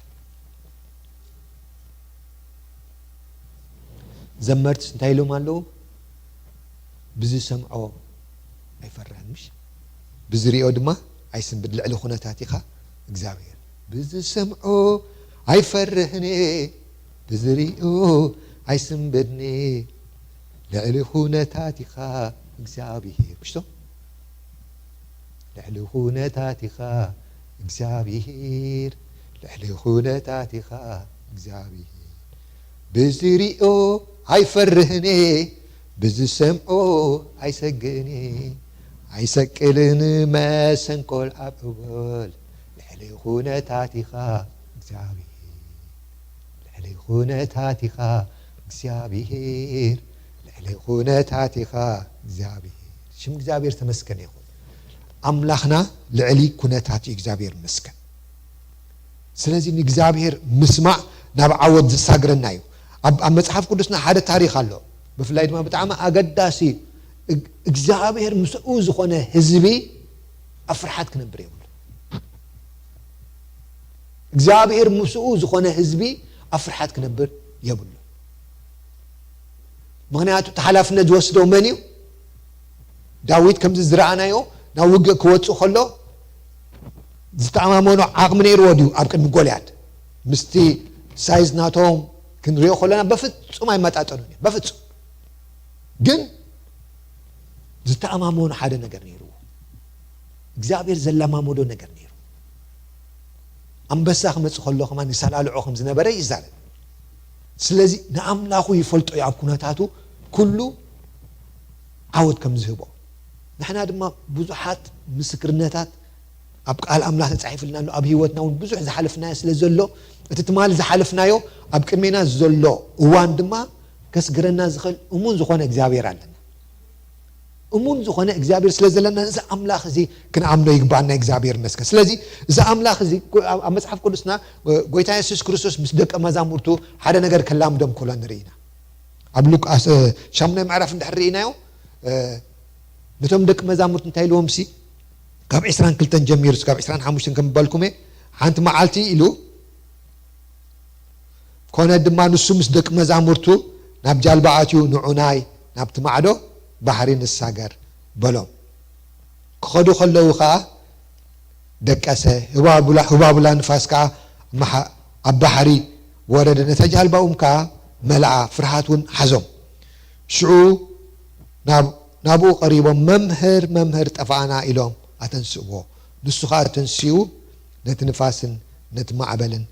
ማይን ገነሖሞ ስቕ በለ ህድኣት እውን ኮነ ሽዑ ኣበይ ደኣላ እምነትኩም በሎም ፈሪሆም ከዓ እዚ ንንፋስን ማይን ዝእዝዞም እሞ ዝእዘዝዎስ መን ኮን እዩ እናተባሃሉ ተደነቁ ዘገርም እዩ ኣብዚ እንድሕር ርኢናዮ ሓደ ነገር እዮም ዝዛረቡ ደለዉ እዚስ መን ኮን ኢሎም ንጎይታ ብደንብ ይፈለጥዎ ነይሩ ኣብታ መርከቦም መን ነይሩ ዝብለና ጎይታ ኢየሱስ ነይሩ ስለዚ ኣብታ መርከብ ከሎ ግን ሓደ ነገር ተዛሪብዎም እዩ ጎይታ ንቅድሚት ንሳገር እንድሕር ኢልካ እዚ እኹል መረጋገፂ ንዓኻ ክትሳገር ኢኻ ማለት እዩ ኣሜን ዶ ምክንያቱ እሱ ከምኡ እዩ ዝብል ደሎ ክትዕልዩ ኢኹም ተትብሎም ኣውረማይ ምተሓሉ ግን እሱ እንታይ ዝብሎም ደሎ ክንሳገር ኢና ናብቲ ማዕዶ ባሕሪ ክንሳገር ኢና እዩ ዝብሎም ደሎ ነዛ ቃል እዚኣ ክሕዞም ደሎ ኩሉ ነገር ድላይ ይኹን ነዛ ቃል እዚኦም ክሕዝዋ ዝግብኦም ነይሩ እሳቶም ግን ማዕበል ምስ ተንስአ ክርበሹ ከለዉ ንሪኦም እንዲያውም ከማን ካባታቶም ቶም ዝበዝሑ እኮ ናይ ባሕሪ ሰባት ናይ ማዕበል ሰባት እዮም ኣብ ባሕሪ ዝዓበዩ ኣብ ማዕበል ዝዓበዩ እዮም ግን ክስንብዱ ከለዉ ክርበሹ ከለዉ ንርኢ ኣእዛኖም ንመን እዮም ድህቡ ኢሉ ንዕኦም ደስ ዘብሎም ዳ እምበር ሓሳብ ኣምላኽ ንዝኾነ ይኮነን ኣብዚ ናይ መጨረሽታ ዘለዉ ኣብዚ ዘመን እዚ እንድሕር ርኢናዮ ልክዕ ከምኡ እዩ ክንዲ ቃል ኣምላኽ እንታይ ይብል ዝብል ነገር ትንቢት ክመፅእ ከሎ ሰብ ከይሰምዐ ኣሜን ክብል ከሎ ኢኻ ትሰምዖ ኩሉ ኣሜን ይብል በቃ ሎሚ ክንዲ እግዚአብሔር ኣቦይ እዩ ንዓይ ክዛረበኒ ይኽእል ኢልካ ኣብ እግዚአብሔር ህድእ ኢልካ ከም ማርያም ድምፁ ንምስማዕ ክንዲ ግዜ ምውሳድ በቃ ከምዚ እግዚአብሔር ድቓላ ውሉድ ዘለውዎ ተሓደ ወዱ ካብ ተሓደ ወዱ ዝበልፅ ወይ ድማ ተሓንቲ ውሉዱ ካብ ተሓንቲ ውሉዱ ከም ትበልፅ እግዚአብሔር ንክሶይ ድዛረብ ኢልካ እግዚአብሔር ብዛዕባ ይስ እንታይ ክብለካ ከሎ ክትብል ክሰምዕ ከለካ ብጣዕሚ ትሕዝን ክገርመኩም ኣሕዋተይ እግዚአብሔር ድቓላ ውላድ የብሉን ኣሜን ዶ እግዚአብሔር ድቓላ ውላድ የብሉን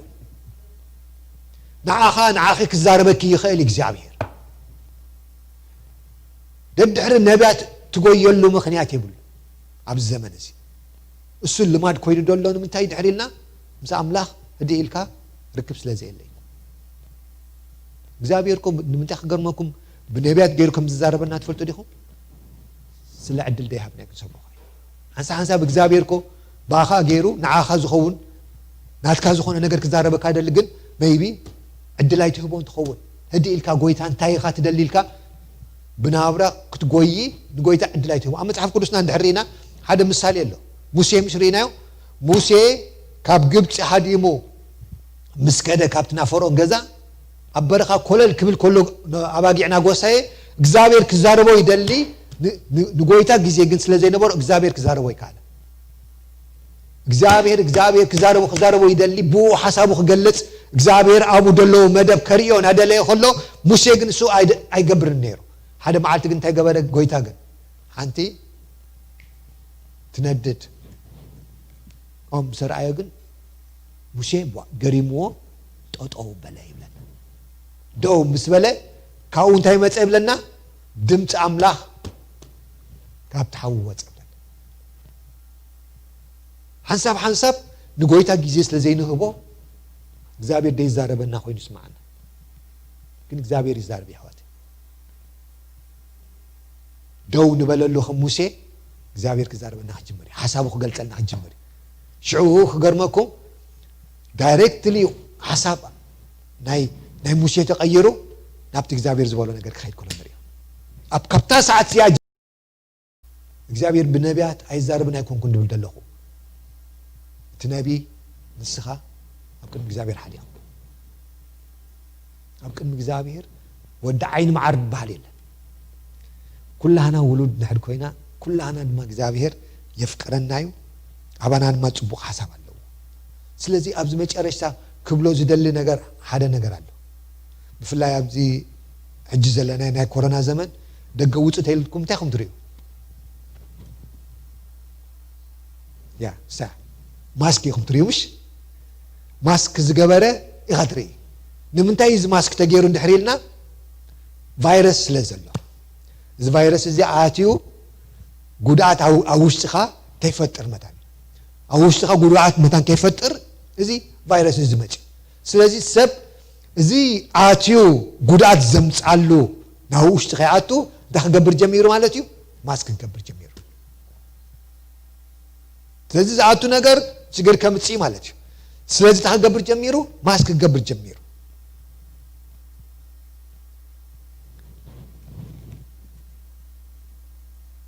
تخبلكم يدلي نزننا ماسك نكبر له حنت سئل قريئكم ذا سئلسي ان حنت اذني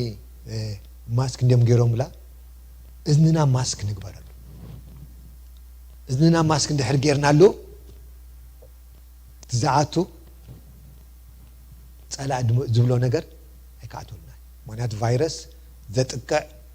ውሽጣው ነገር ካ ደባላሹ ነገር እንዲንሱ ኸይታአት ገብርካ ሰይጣን ዝዛረቦ ደሎ ኣብ ኩነታትካ ዘሎ ከይአቱ መታን ለስና ንዝንና እንታይ ንግበረሉ ማስክ ንግበረሉ ስለዚህ ሕዋቴ ጸላይ ኣብ ዘመን እዚ ብዙሕ ነገር ይዛረብ ኣብ ህይወትና ግን እቲ እግዚአብሔር ዝበሎ እዩ ዝኸውን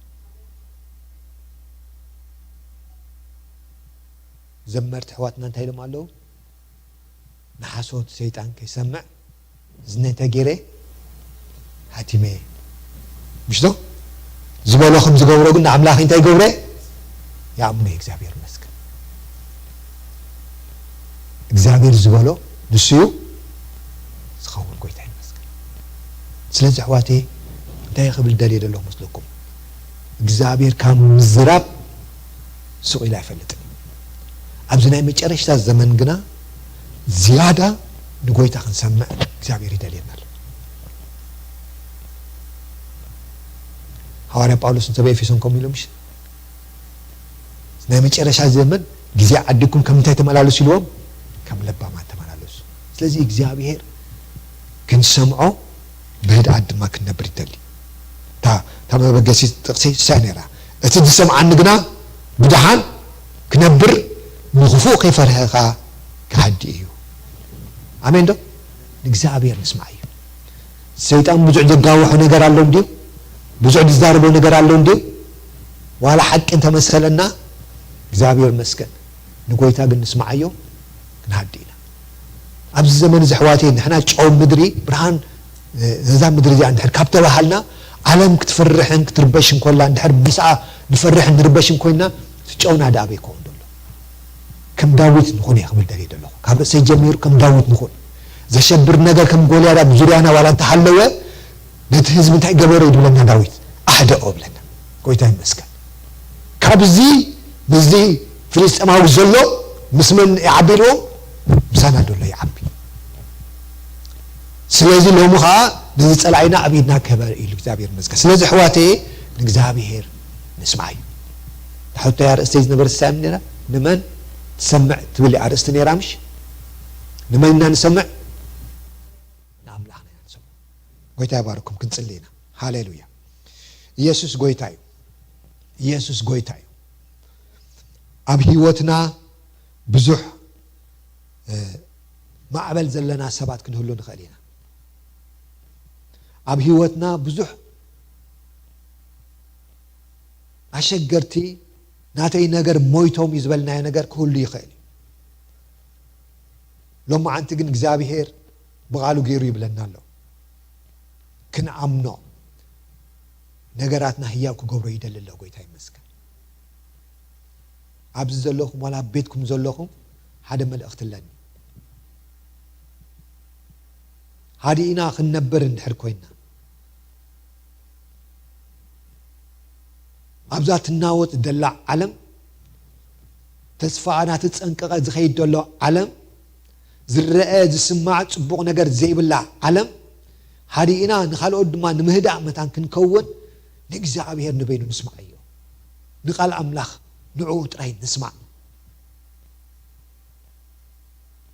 حوي حبتي ناتي نجر أورمايو كم زناتي نجر كول حدا يلن كم ناي كالوت سباتكو زجددي نبل دحر حلينا قويتا يفلطي نجر كا قويتا يفلطو نجر كي قويتا يفلطو نجر كي جن قويتا ملس اللوو زلك أسا نجر كختسو يزبلك سيطان نات كا نجر مويتو تبلا قويتا جنا لكي سلو كتسي بحيل يزبلك كبارا بري أفرحات دحر لنا بتعنانا مغنيات أفرحات زلنا بنابرانا مغنيات أفرحات زلنا بناي بيت سبنا بناي حدارنا مغنيات ببزوح مغنيات أفرحات زلنا السبات اندحر لنا نقويتا نسمع أيو بزعبا كل نقرنا دما قويتا ملس اللو أبي سياس حدك قالكم ببالكم حجقنا أتا ياقوب اتتفتركا أتا إسرائيل دما تزدكونك أكذابير كم زيبل تبجي كايمو أي تفرح تبجي كايمو أي تفرح بسمكات أوعكو خان السخاناتيخا بمايات مستحلف مساخاك خوني بوحيز مستساقر أي كتحلك كانيو بحاو مستخيدك تندرني خا هل تاون أي كموخا كاني عبر بعن حدا دمان تايلو مساخا يمو أي تفرح أنا أملاكا يمو أي تشبر كبرت عكا كرد عكا بيمانت إيدي يتصدق عكا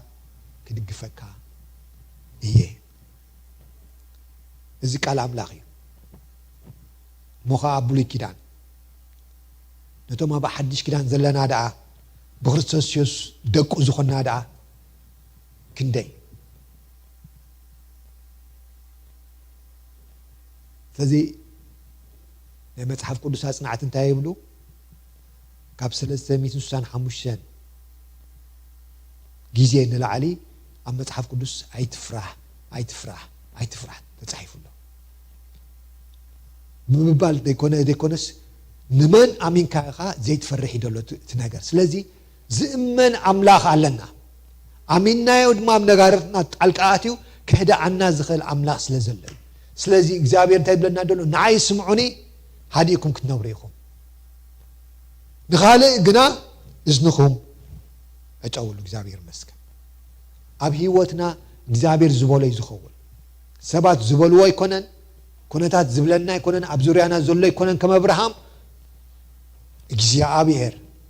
ዝበሎ ንሱ ይፍጽም እግዚአብሔር ዝበሎ ንሱ ይዝኸውን እግዚአብሔር ዝበሎ ንሱ እዩ ዝኸውን እግዚአብሔር ዝበሎ ንሱ እዩ ዝኸውን እግዚአብሔር ዝበሎ ንሱ እዩ ዝኸውን አምላኸይ ዝበሎ ንሱ እዩ ዝኸውን አምላኸይ ዝበሎ ንሱ እዩ ዝኸውን አምላኸይ ዝበሎ ንሱ እዩ ዝኸውን አምላኸይ ዝበሎ ንሱ እዩ ዝኸውን ንሓሶት ሰይጣን ከይሰምዖ እዝነይ ሓቲመየ ዝበሎ ከም ዝገብሮ አምላኸይ የአምኖየ ንሓሶት ሰይጣን ከይሰምዖ እዝነይ ሓቲመየ ዝበሎ ከም ዝገብሮ አምላኸይ የአምኖየ አምላኸይ ከይሕሱ ከም ሰብ ኣይኮነን ከይጥዓስ ድማ ወዲ ሰብ ኣይኮነን ኣይኮነን ኣይኮነን ኣይኮነን ኣይኮነን ኣይኮነን ኣይኮነን አምላኸይ ከምቲ ዝበሎ እምበር ብዕድለይ ኣይነብርን አምላኸይ ከምተዛረቦ እምበር በአጋጣሚ ኣይነብርን እግዚአብሔር ዝበሎ ንሱ እዩ ዝኸውን አምላኸይ ዝበሎ ንሱ እዩ ዝኸውን አምላኸይ ዝበሎ ንሱ እዩ ዝኸውን አምላኸይ ዝበሎ ንሱ እዩ ዝኸውን ሃሌሉያ ንጸላኢ ሓሳብ ኣሕዋቴ እዝንና ንሕተሞ ነቲ አምላኽ ዝበሎ ግን ብዘይ ጥርጥር አሜን እዩ ንበሎ እግዚአብሔር ይመስገን ኣብ ህይወትና እግዚአብሔር ዝበሎ ዳኣ እምበር ጸላኢ ዝበሎ ኣይኮነን ንፍጸም ጸላኢ ካብ መጀመርያ ንበዓል አዳም ዋላ ከትርፎም ከሎ እቲ እግዚአብሔር ዝበሎ ኣይኮነን ብምባል እዩ እግዚአብሔር ግን ኣሕዋቴ ከም ቃሉ እሙን አምላኽ እዩ ዝበሎ ንሱ ጥራይ እዩ ዝኸውን ኣሕዋቴ ሰይጣን ሓሳዊ ንሱ ኣቦ ሓሶት እዩ ኩሉ ግዜ ዝብሎ ድማ ካብ በረኸት አምላኽ ካብቲ እግዚአብሔር ዝበሎ ነገር ከጉድለና እዩ ስለዚ ንሕና ንሰምዖ አምላኽና ጥራይ ሻካብ ወዳባ ፋዳ ማሽ ብብዙሕ ንሓልፍ ኩነታትና ድማ ኖ ኣይትሓልፍኒኻ ተስፋ የብልካን ዝብል እንድሕር ሓሎ ሎማዓንቲ ግና ናይ እግዚአብሔር ቃል ዝብለና ደሎ ግን ተአምላኽ ዝበሎ ኣብ ህይወትካ ንሱ እዩ ዝፍጸም ነብርሃም እግዚአብሔር ዝበሎ ብይስሐቅ ክባርኸካ ኢልዎ እግዚአብሔር ከዓ ከምኡ ገይሩ ነብርሃም ባሪኽዎ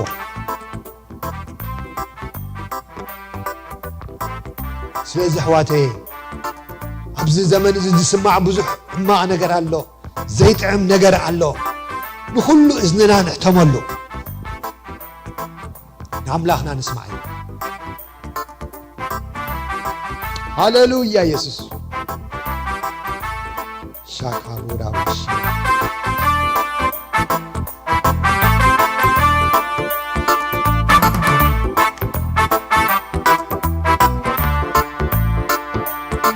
እግዚአብሔር ዝበሎ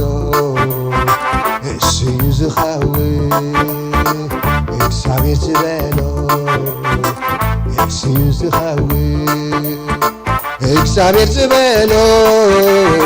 ንሱ እዩ ዝኸውን እግዚአብሔር ዝበሎ ንሱ እዩ ዝኸውን አምላኸይ ዝበሎ ንሱ እዩ ዝኸውን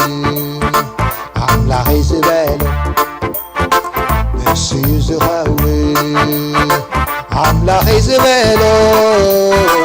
ንሱ እዩ ዝኸውን አምላኸይ ዝበሎ ንሱ እዩ ዝኸውን حسود سيطان كيسمعو هزني حاتمي سبلو خمز قبرو عملاخي يا أموي حسود سيطان كيسمعو هزني حاتمي سبلو خمز قبرو عملاخي يا أموي عملاخي كيحسو كم سبعي كونام يتعاس دما ود سبا يكونن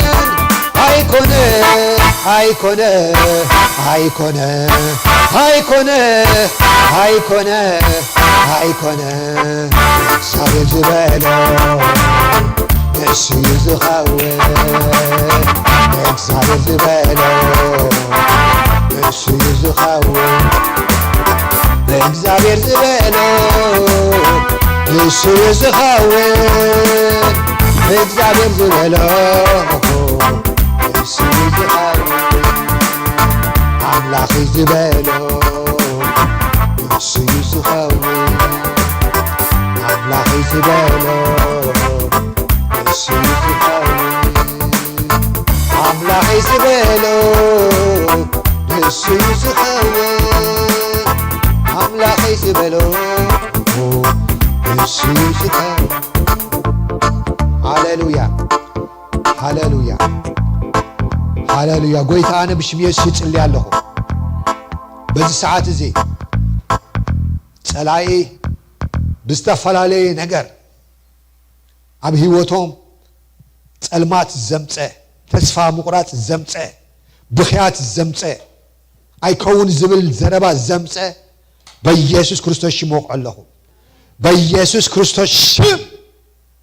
ካብ ጎይታ ዘይኮነ ዘረባን ሓሳብን ከንቱ ክኸውን ብሽም ኢየሱስ ኣነ ይጽልይ ኣለኹ ንህዝቢ ኣምላኽ ዘዕሹ ዘበለ ተስፋ ዘቁርጽ ዘበለ ብፍላይ ድማ ናትካ ነገር ሞይቱ እዩ ኦሮማይ ኮይኑ እናበለ ተስፋ ዘቁርጽ መንፈስ ፍርሃት ዝልኽ መንፈስ በኢየሱስ ስም ኣነ ወቅዐለኹ ጎይታ ኣነ ይጽልይ ኣለኹ ሎሚ ምሸት በዚ ቃል እዚ ህይወት ሰባት ይተዓረ ተስፋ ዝቆረጸት ነገራት ዝጸልመታ ኦሮማይ ኢላ ኣብ ብኽያት ዝነበረት ኦሮማይ ኢላ ናተይ ነገር ኣብቂዑ ዝበለት ነፍሲ እንድሕር ኣላ ብሓዳር እትድፋእ ናተይ ሓዳር ተስፋ የብሉን ኦሮማይ ትብል እንተላ ኣነ ይጽልይ ኣለኹ ብሽም ኢየሱስ ኣብዚ ሓዳር እዚ ህይወት ይዘርዕ ኣለኹ በኢየሱስ ክርስቶስ ሽም ትሳእ ይኹን ናትና ደኣ ኦሮማይ እዩ ዝበልኩም ሓዳርኩም ሰንከልከል ዝብል ሰባት እንድሕር ኣለኹም ኣነ ሎሚ ግን ይጽልይ ኣለኹ ብሽም ኢየሱስ ንጎይታ ኣይተድኩሞ ነገርካ ሞይቱ ዝብል ዘረባ ናይ ጸላኢ ኣብዚ ሓዳር እዚ ግን ህይወት ብሽም ኢየሱስ ይዘርዕ ኣለኹ እግዚአብሔር ሆይ ፈውሲ ይዘርዕ ኣለኹ ነዛ ሓዳር እዚኣ ፈውሲ ይኹና በኢየሱስ ክርስቶስ ሽም ኣነ ይጽልይ ኣለኹ ኣብ ጥዕናኹም ተስፋ የብሉን ዝናትካ ነገር መድሃኒት የብሉን ዝብል ናይ ጸላኢ ዘረባ ኣነ ብሽም ኢየሱስ ወቅዕ ኣለኹ ኣብ ናብራ ጽባሕ እንታ ክትከውን ኢኻ እናበለ ብፍርሃት ዝመልእ ብናብራ እንፈርሕ ብኹነታት እንፈርሕ ብንሰምዖ እንፈርሕ ሎሚ ግን ጎይታ ይብል ኣሎ ኣይትፍራሕ ኣነ እግዚአብሔር ዋልታኻ እየ ኣነ ምሳኻ እየ ካብ ኩነታት ከውፃእካ ዝኽእል ኣነ እየ ዝብል ኣምላኽ ድምፁ ይልእኽ ኣሎ ነዚ ኣምላኽ እዚ ንእመኖ በኢየሱስ ክርስቶስ ሽም ማዕበላት ብምምጻእ ነገራት ብዝተፈላለየ ነገር ድፊት ብምምጻእ ኦሮማይ ክንጠፊና ኦሮማይ ኣይንሰግሮና ዝብል ነገር እንተሎ ኣነ ግን ሎም ምሸት ይጽልይ ኣለኹ እግዚአብሔር ሆይ ነዛ ነፍሲ እዚኣ ምህዳእ ክኾነላ ብሽም ኢየሱስ ይጽልይ ኣለኹ ማዕበል ዘበለ ጸጥ ይበል ብሽም ኢየሱስ ዝዳፋ ዘበለ ከጥሕል ኢሉ ነገራት ብዝተፈላለየ ነገር ዝኸብብ ዘበለ በኢየሱስ ክርስቶስ ሽም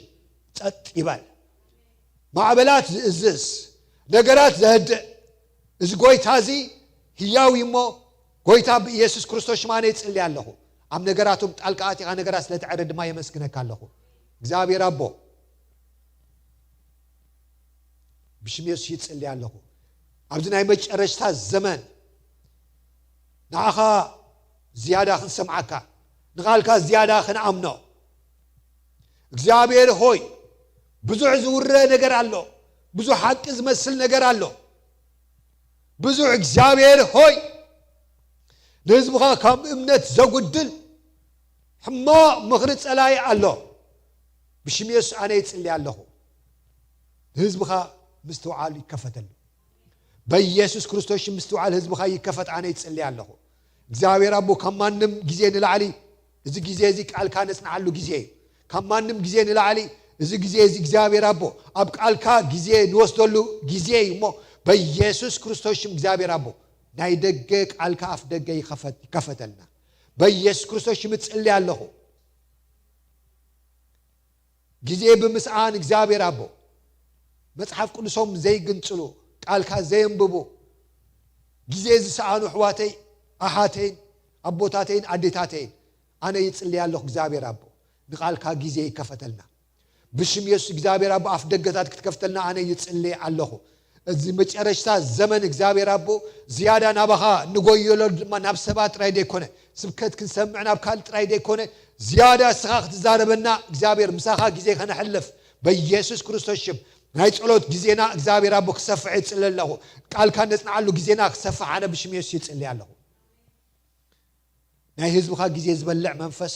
በኢየሱስ ክርስቶስ ሽም ይወቃዕ ናይ ጸሎት እግዚአብሔር አቦ ጊዜና ዝበልዕ ጸላይ በኢየሱስ ስም ይወቃዕ ብጎይታይ መድኃኒየ በኢየሱስ ክርስቶስ ሽም እቲ ምሳኻ ከነሕልፎ ዝሃብካና ጊዜ ብዝተፈላለየ ምኽንያታት ዝበልዕ ጸላይ በኢየሱስ ክርስቶስ ሽም ሕቁ ይሰበር በኢየሱስ ስም ኣነ ይወቅዖ ኣለኹ እግዚአብሔር አቦ